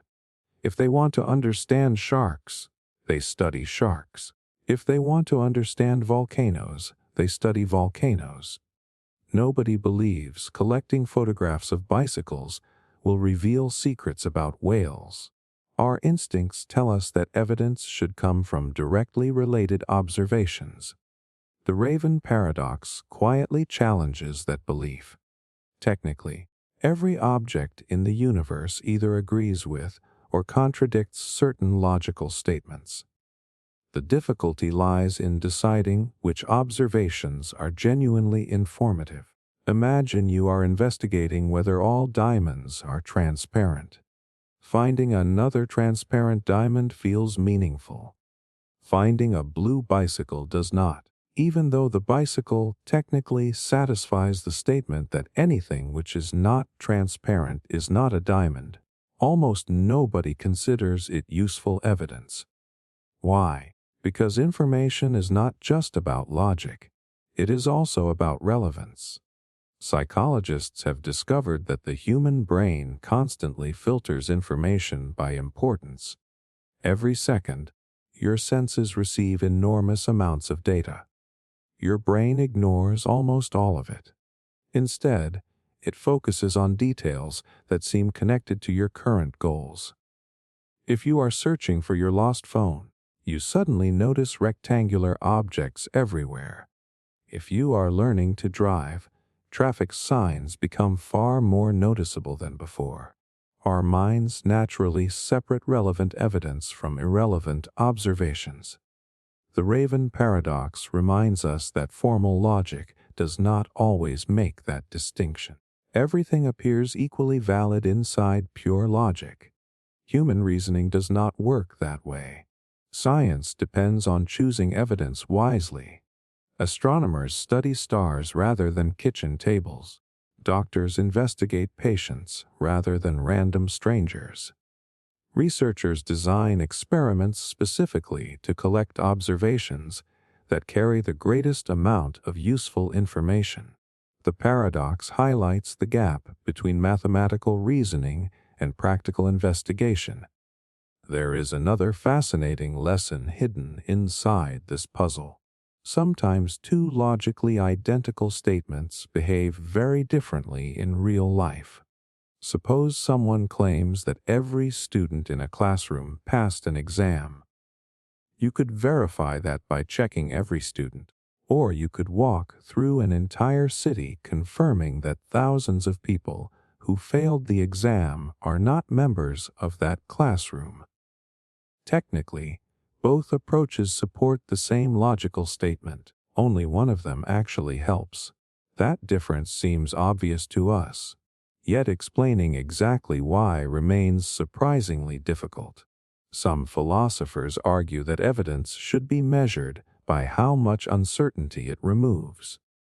Looking at another black raven teaches us something directly about ravens. Looking at a green apple tells us almost nothing, because we already knew apples were not ravens. The observation adds virtually no new information. Others believe the paradox exposes weaknesses in certain theories of confirmation, rather than flaws in human intuition. The debate continues because both sides raise important points. Interestingly, this problem appears outside philosophy as well. Artificial intelligence systems constantly decide which pieces of data matter most. Medical researchers determine which test results genuinely improve diagnosis. Detectives separate meaningful clues from background noise. Even social media algorithms decide which information deserves attention. Every one of these tasks depends on distinguishing valuable evidence from observations that are technically true, but practically unhelpful. The Raven Paradox quietly reminds us that collecting facts is not enough. Understanding depends on knowing which facts deserve our attention. Perhaps that is why this paradox has remained famous for so many years. It begins with an ordinary bird. Then it somehow turns apples, shoes, bicycles, and countless unrelated objects into unexpected participants in the same logical argument.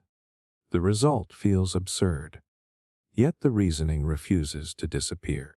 What makes the raven paradox unforgettable is not that it proves green apples explain black ravens. It does something far more important.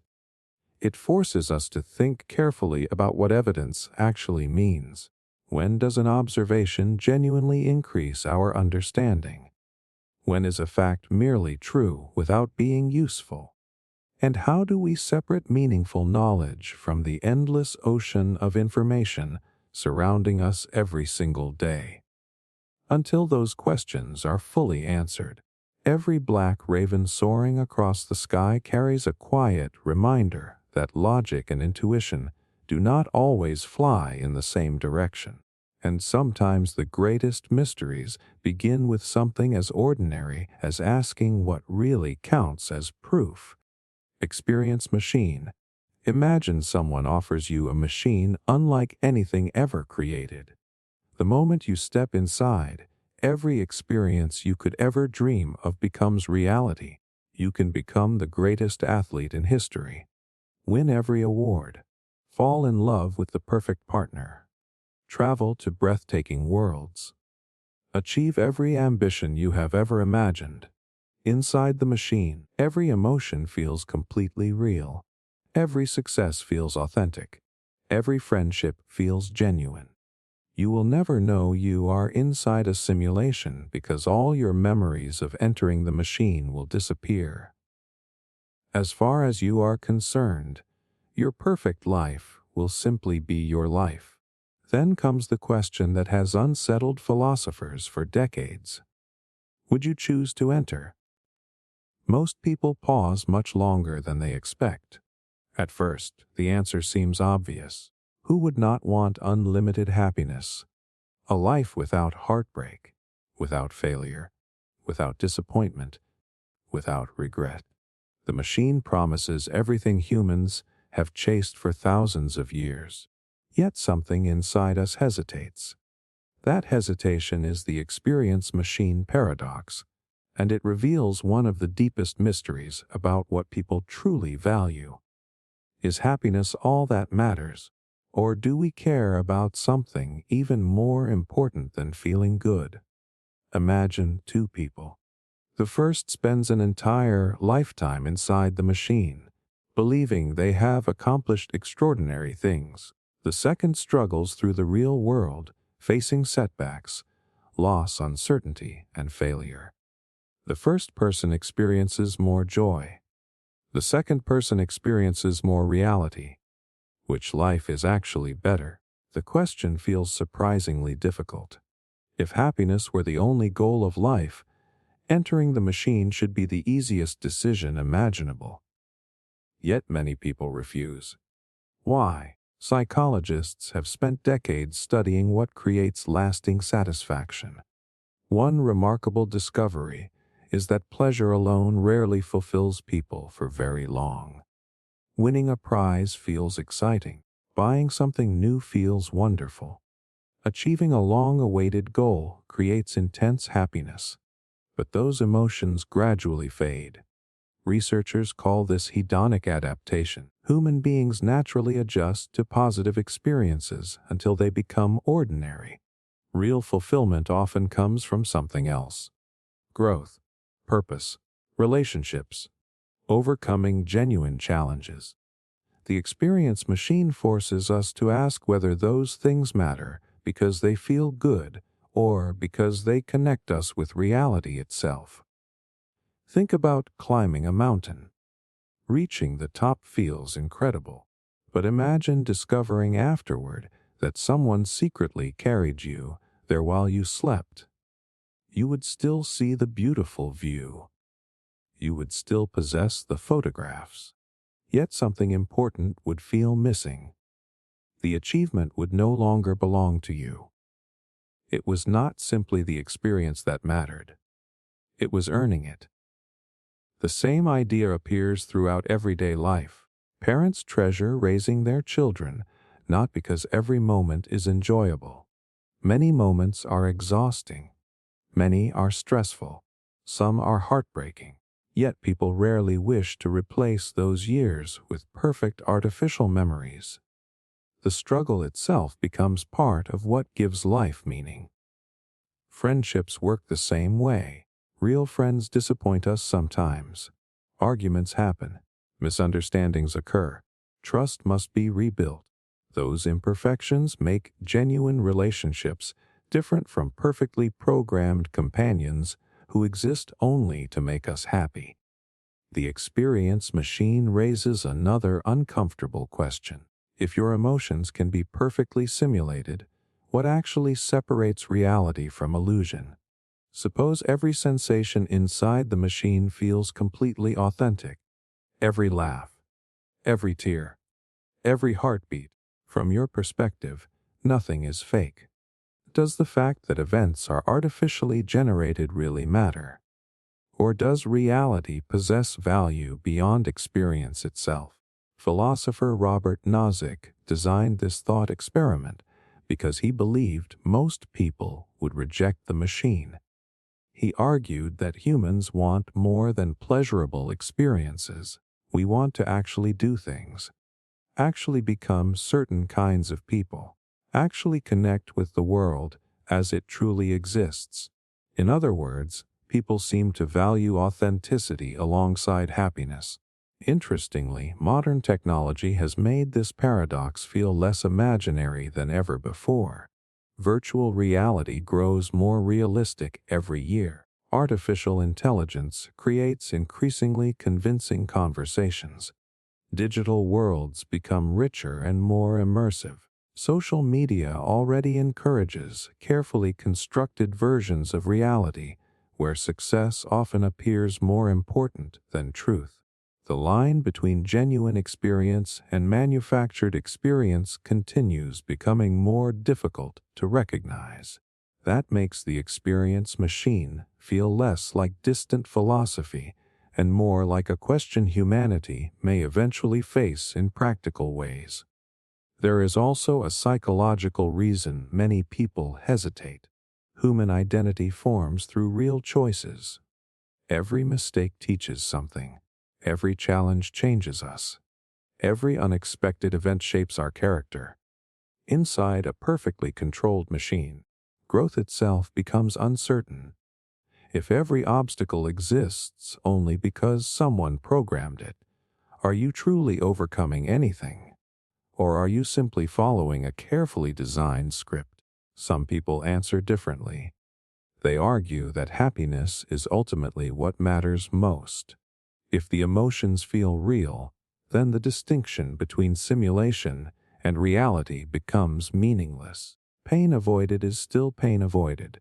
Joy experienced is still joy experienced. From this perspective, refusing the machine means rejecting guaranteed fulfillment for reasons that may only exist in our imagination. Neither side completely defeats the other. That is why the paradox continues to fascinate philosophers, psychologists, and scientists. It exposes something deeply personal about every human being. Each answer reveals what you believe gives life its value. Perhaps that is the greatest lesson hidden inside the experience machine. Life is not simply a collection of pleasant moments, nor is it merely a sequence of accomplishments. It is the relationship between reality, choice, struggle, meaning, and experience. Remove any one of those pieces, and something important seems to disappear. The experience machine begins with a tempting promise of perfect happiness. By the end, it transforms into one of the most profound questions ever asked. If you could have every dream fulfilled without ever knowing it was artificial, would that truly be enough? Or does the simple fact that something is real give it a value that no perfect illusion could ever replace? Until humanity can answer that question with certainty, the door to the experience machine will remain one of the most difficult choices the human mind can imagine. Many worlds interpretation, right now, as you listen to this, Imagine that somewhere there could be another version of you who made a different decision today. Another you who chose a different career. Another you who never met your closest friend. Another you who lives in a world where one tiny choice changed everything. It sounds like science fiction, but one interpretation of quantum physics suggests something even stranger. Every time the universe reaches a moment where multiple outcomes are possible, reality may not choose just one. Instead, every possible outcome happens. The universe simply splits into separate realities, each containing a different version of events. If that idea is true, there may be countless versions of you living countless different lives right now. That is the many worlds interpretation, and it is one of the most astonishing ideas ever proposed in modern physics. It does not claim that parallel universes occasionally collide, or that portals connect different dimensions. Instead, it suggests that reality itself constantly branches into an unimaginable number of separate histories. To understand why anyone would believe something so unbelievable, we need to look at one of the strangest discoveries in science. Quantum particles behave in ways that completely defy ordinary intuition. Before they are measured, they can exist in multiple possible states at the same time. This strange behavior is described by something called a wave function. The mystery begins when a measurement takes place.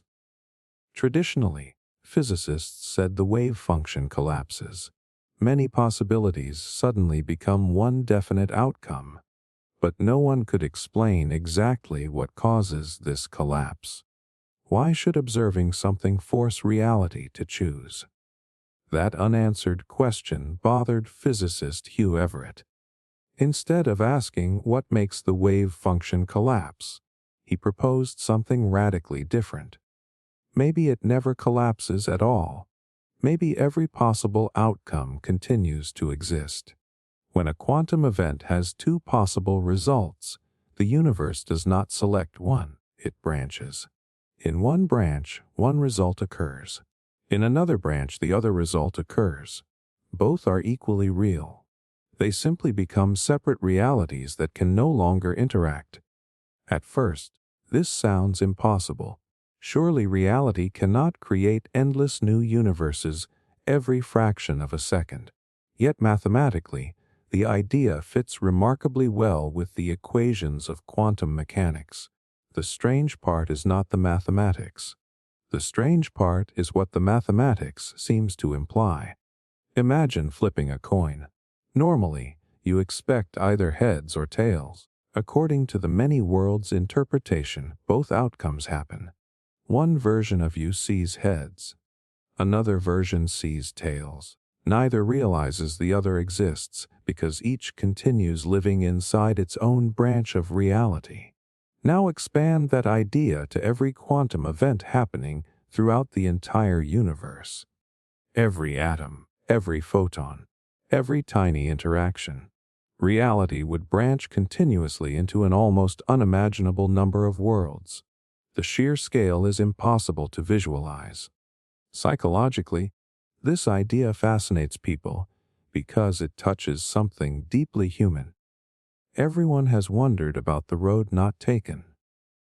What if you accepted a different job? What if you moved to another country? What if you had spoken to that stranger? What if you never made your biggest mistake? Most of us imagine those possibilities as fantasies. The many worlds interpretation suggests that somewhere, every one of those possibilities may actually unfold. Not because of magic, not because of time travel, because the universe never discarded them in the first place. Of course, this raises an unsettling question. If countless versions of you exist, what makes this version special? Why are you experiencing this particular life instead of another? Science does not currently have an answer. The theory predicts multiple branches, but each conscious observer experiences only one. From your perspective, reality always appears singular, even if the larger universe is endlessly branching behind the scenes. Some people misunderstand this interpretation as saying that every imaginable fantasy becomes real. That is not what it claims. The branches follow the laws of physics.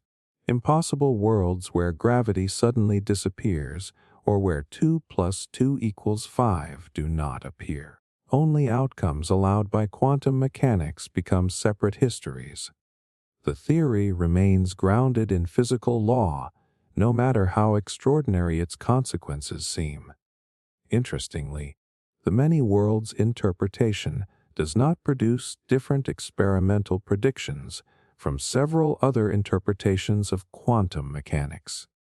That is one reason the debate continues. Many physicists admire its mathematical elegance because it avoids introducing mysterious wave function collapse. Others argue that creating countless invisible universes feels like an unnecessarily extravagant explanation. Both sides rely on the same successful equations. They simply disagree about what those equations actually mean. The paradox also reshapes how we think about chance. When you roll dice, it feels as though probability determines the result. Under many worlds, every allowed result occurs somewhere. Probability no longer describes which outcome becomes real. Instead, it describes which branch an observer is most likely to experience. That subtle shift completely changes the philosophical meaning of randomness. There is another reason this idea captures the imagination. It challenges our understanding of identity.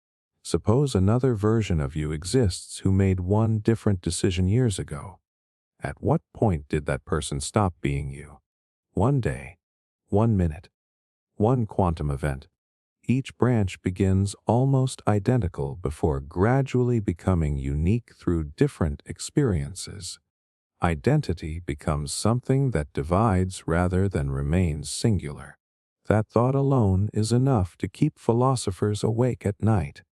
Perhaps the greatest lesson hidden inside the many worlds interpretation is not about parallel universes at all. It is about humility. Quantum physics repeatedly reminds us that reality is under no obligation to match human intuition. The universe has surprised us before. It may surprise us again. Whether many worlds ultimately proves correct or not, it forces us to imagine possibilities far beyond everyday experience. It reminds us that the deepest truths about existence may sound impossible long before they become understandable. The many worlds interpretation begins with tiny quantum particles behaving strangely. By the time it reaches its conclusion, it transforms into one of the boldest ideas ever suggested by science. A universe where every possible history quietly exists alongside countless others, forever separated, forever unfolding, each one containing observers who believe they alone are experiencing the only reality that has ever been. And somewhere, if this extraordinary idea is true, another version of you may be wondering exactly the same thing. Brain in a vat. Forget everything around you for just a moment. The chair you are sitting on, the screen in front of you, the room you're in, the sound of your own breathing. Now imagine that none of it actually exists. Imagine that your entire body is gone, and all that remains is your brain floating inside a container filled with nutrients, connected to an unimaginably powerful computer. Every sight you see, every sound you hear, every taste, every memory, every emotion, and every sensation is being artificially generated. As far as your brain is concerned, nothing feels fake. Your world feels completely real because your brain has never experienced anything else. Now ask yourself one terrifying question. If that were true, how would you ever know? That is the brain in a vat paradox, and it attacks one of the strongest assumptions every human being makes every single day. We trust our senses. We believe our eyes show us reality. We assume our memories belong to real experiences. But what if every piece of evidence you rely on could itself be part of the illusion? At first, the idea sounds absurd. Surely reality cannot work like that. But think about dreams. While you are dreaming, everything feels completely real. You recognize faces. You feel emotions. You experience fear, happiness, excitement, and pain. Only after waking up do you realize your mind created the entire experience. During the dream itself, you had no reliable way of proving it was not reality. The brain in a vat simply stretches that idea much further. Instead of a dream lasting a few hours, imagine an artificial reality lasting your entire life. Your brain receives electrical signals exactly like the ones it would normally receive from your eyes, ears, skin, and every other sense. From the brain's perspective, there is absolutely no difference. That is because your brain never directly touches the outside world.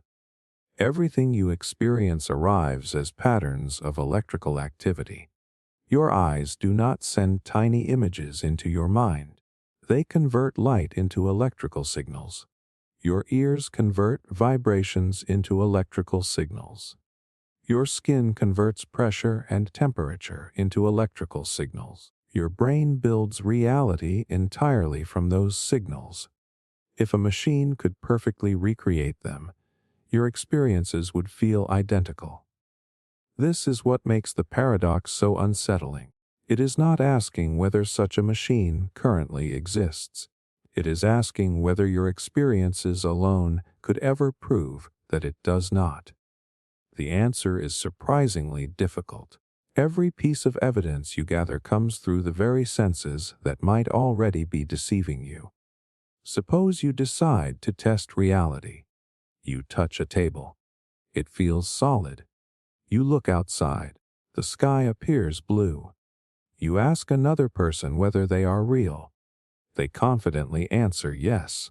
None of these tests actually solve the problem. If the simulation generates your experiences, it also generates the table, the sky, and every conversation. The evidence remains trapped inside the system you are trying to verify. Philosophers have wrestled with this problem for centuries. Long before computers existed, thinkers wondered whether certainty about the external world was even possible. The brain in a vat modernized that ancient question using the language of neuroscience and technology. It became one of the most powerful arguments about skepticism ever proposed. Psychologists have discovered that perception is far less direct than most people imagine. Your brain constantly fills in missing information. It predicts what you are about to see. It edits visual details without your awareness. Optical illusions work because the brain does not simply record reality. It actively constructs it. In everyday life, this system works remarkably well, but it also reveals something important. What you experience is your brain's interpretation of reality, not reality itself. That distinction becomes enormous inside the brain in a vat thought experiment. Modern technology makes the paradox feel surprisingly relevant. Virtual reality becomes more convincing every year. Artificial intelligence can generate realistic voices, faces, and conversations. Scientists have even developed devices capable of stimulating certain regions of the brain to create specific sensations. None of these technologies come close to creating a complete artificial reality, but they remind us that perception can be influenced far more than people once believed. The paradox also forces us to think differently about knowledge. Most of what we believe depends on trust. We trust our senses. We trust our memories. We trust other people. Without those assumptions, everyday life becomes impossible. Imagine questioning every sound, every object, and every conversation. You could never function. The brain in a vat does not suggest we should live with endless doubt. Instead, it highlights that absolute certainty may be impossible. There is always a gap between experience and proof. Some philosophers argue that this gap does not matter. Even if we lived inside a perfect simulation, our experiences would still shape our lives. Pain would still hurt. Love would still matter. Friendships would still change us. Reality, in a practical sense, might simply mean the world we consistently experience. Regardless of what ultimately creates it, others believe objective reality matters deeply. Knowing whether the world exists independently of our minds changes how we understand truth, science, and existence itself. The debate continues because neither side can completely settle the question. Perhaps the most fascinating part of the brain in a vat paradox is that it has no dramatic twist. There is no hidden clue proving the simulation. There is no magical escape. The uncertainty itself is the point. It reminds us that human knowledge has limits. No matter how advanced science becomes, there may always be questions that cannot be answered from inside our own perspective. The paradox begins with a single brain floating inside a container. By the end, it transforms into one of the most profound challenges ever directed at human certainty. Everything you know about the universe arrives through your mind. Everything you believe depends on your experiences. But if those experiences could be perfectly manufactured, where does certainty actually come from? Until someone finds a way to answer that question, the brain in a vat will remain one of philosophy's most haunting reminders that the greatest mystery may not be whether reality exists. It may be whether we could ever truly prove that the reality we experience is the one that exists beyond our own minds. Last Thursdayism. Take a second and think about your childhood, your first day at school, a birthday you still remember, the face of your best friend growing up. Now imagine someone calmly tells you that none of those events ever actually happened. They insist the entire universe was created just last Thursday. Every mountain, every galaxy, every ancient fossil, every history book, every photograph, and even every memory inside your mind was created at that exact moment. According to them, your memories of years gone by were simply placed inside your brain from the very beginning. You feel as though you have lived your entire life, but in reality, you have only existed for a few days. It sounds ridiculous, yet the terrifying part is not how strange the idea is. It is how difficult it is to prove that it is false. This thought experiment is known as Last Thursdayism, and despite its humorous name, it attacks one of the strongest assumptions humans make without ever thinking about it. We believe the past really happened. We trust our memories. We trust historical records. We trust physical evidence. But what if every piece of evidence pointing toward the past was created along with the universe itself? At first, the idea feels impossible. Surely we can just point to photographs, old buildings, tree rings, ancient civilizations, distant galaxies. Those things clearly prove the universe is billions of years old. But Last Thursdayism quietly responds with the same answer every single time. Those were created too. The photographs were created already looking old. The tree rings were created already showing centuries of growth. The fossils were created already buried beneath the ground. Even the light arriving from galaxies billions of light years away could have been created already traveling through space. Suddenly, every piece of evidence you rely on becomes part of the hypothesis itself. That is what makes the paradox so unsettling. It cannot easily be disproved because it explains away every possible objection before you even raise it. The problem is not that the idea has evidence supporting it. The problem is that it is almost impossible to gather evidence against it. This forces us into one of philosophy's deepest questions. How do we know the past is real? Most people immediately answer with memory. You remember yesterday. You remember last year. You remember your family. But memories are not perfect. Psychologists have discovered that human memory is surprisingly unreliable. People forget details. They accidentally combine different events. Sometimes they confidently remember experiences that never actually happened. Researchers have even shown that false memories can be created through suggestion under the right conditions. That does not mean all memories are false. It simply reminds us that memory alone cannot serve as absolute proof. Then we turn to physical evidence. Surely objects cannot lie, except the paradox claims those objects were created exactly as we find them.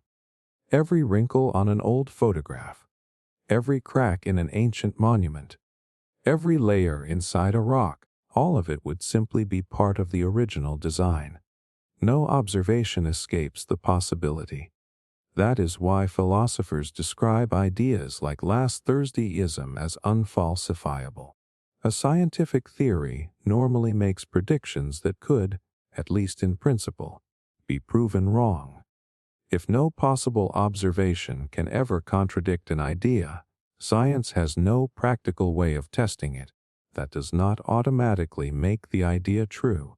It simply places it outside the normal methods scientists use to understand reality. This is an incredibly important distinction. Science is not just about finding explanations. It is about finding explanations that can be challenged by evidence. Last Thursdayism deliberately avoids that challenge. Psychologically, the paradox also reveals something fascinating about human nature. We desperately want continuity.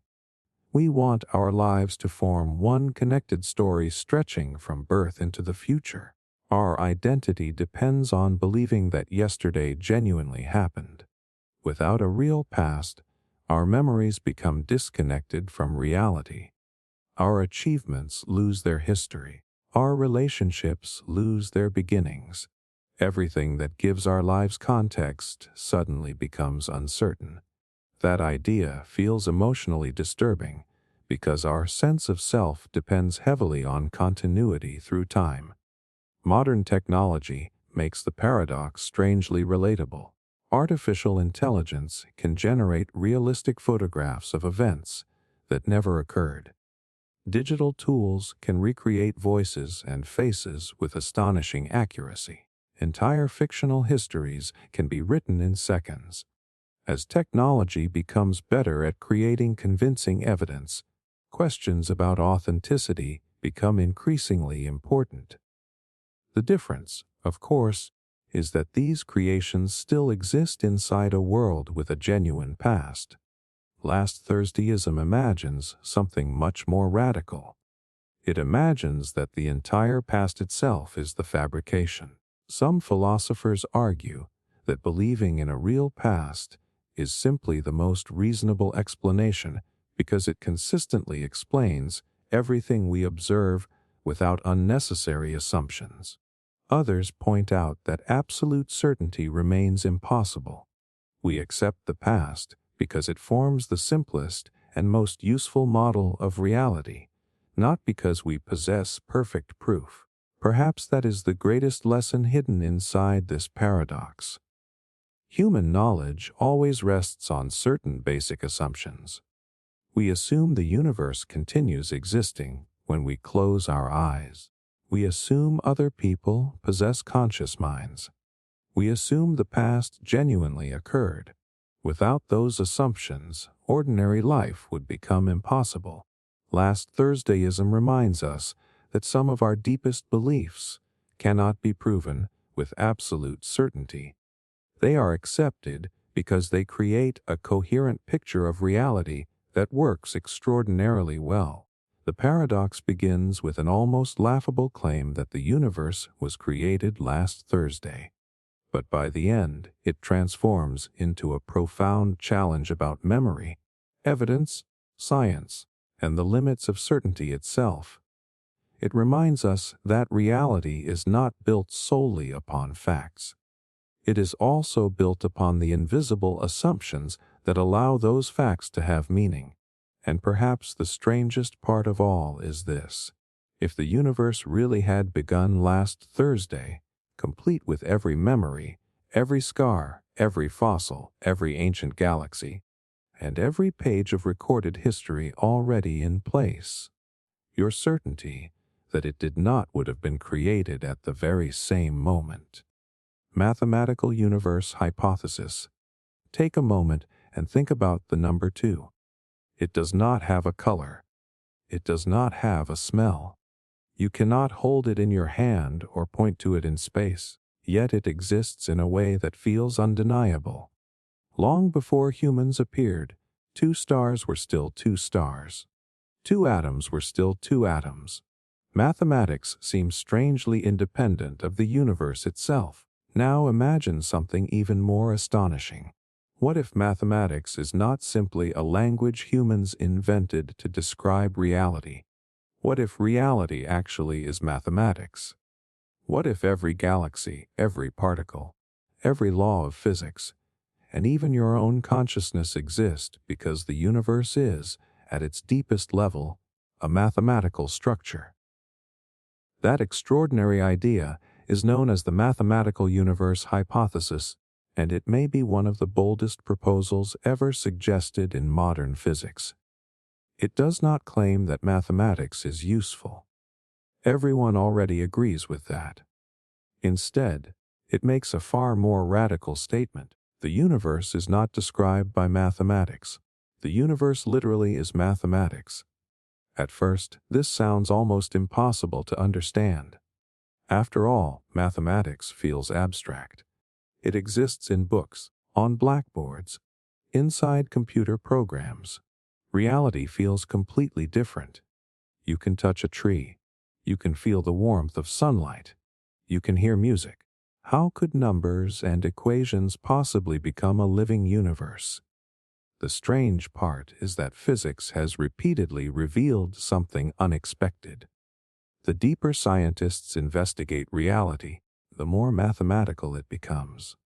Planets move according to precise equations. Light follows mathematical laws.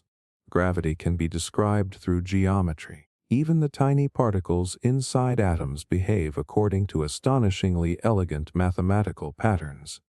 Again and again, nature seems to obey equations that were sometimes discovered before anyone even knew what they described.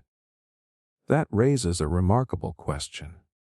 Why should mathematics fit reality so perfectly? Why does a language created inside the human mind describe distant galaxies, black holes, and quantum particles with breathtaking accuracy? Some scientists argue that mathematics is simply the best tool humans have invented.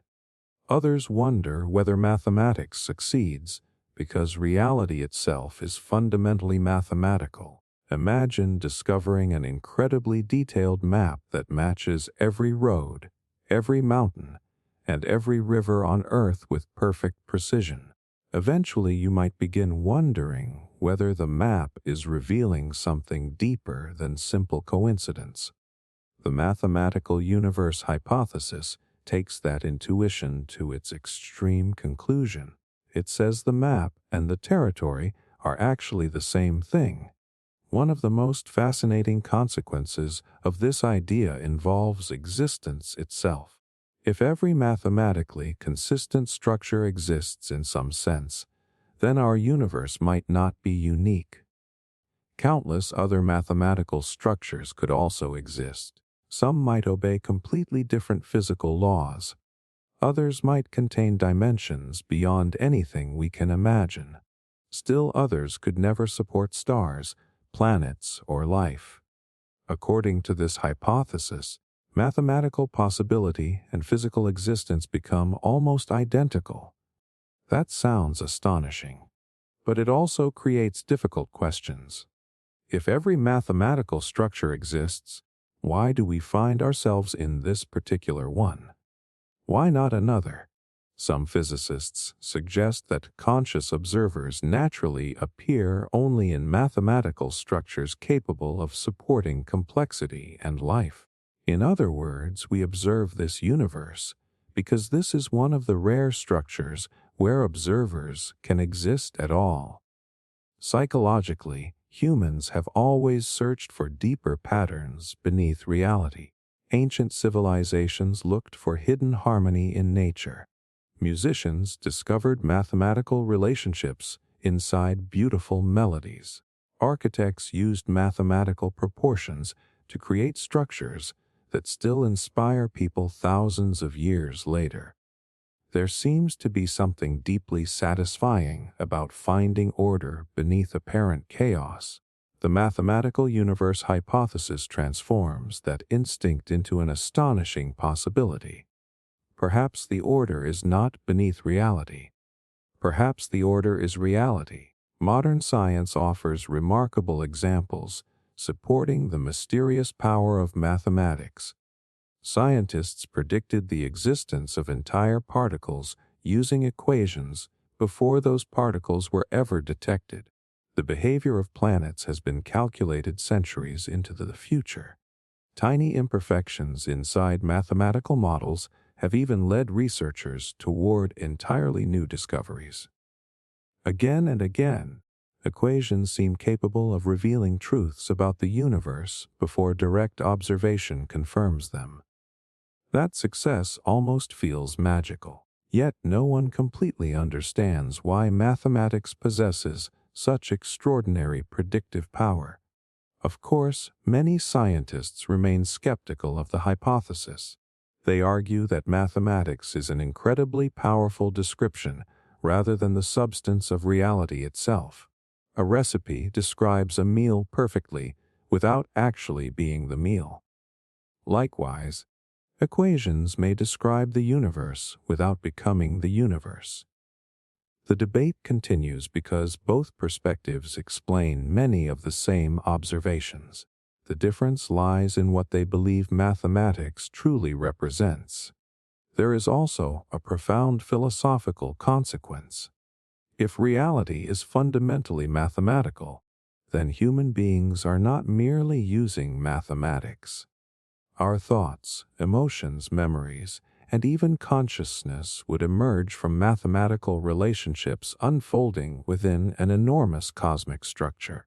The distinction between abstract ideas and physical existence would begin to disappear. That possibility changes how we think about everything: identity, time, space, even existence itself. Perhaps the universe does not follow mathematical laws because someone wrote them. Perhaps those laws are simply what existence looks like from the inside. The mathematical universe hypothesis does not provide easy answers. Instead, it invites one of the biggest questions ever asked.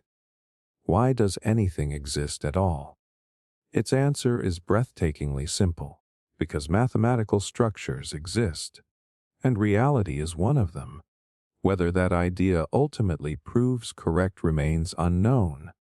Scientists continue exploring the deepest foundations of physics, searching for clues hidden within the equations describing our universe. What makes this hypothesis unforgettable is that it begins with something as ordinary as numbers. Something children learn in school, something people use every day without thinking twice. Then, almost without warning, it transforms into a vision of reality so extraordinary that it changes the meaning of existence itself. If the mathematical universe hypothesis is true, then the stars above your head, the atoms inside your body, every memory you have ever formed, and every question you have ever asked are not simply governed by mathematics. They are mathematics, unfolding from within one immense structure that has been quietly solving itself since the beginning of everything.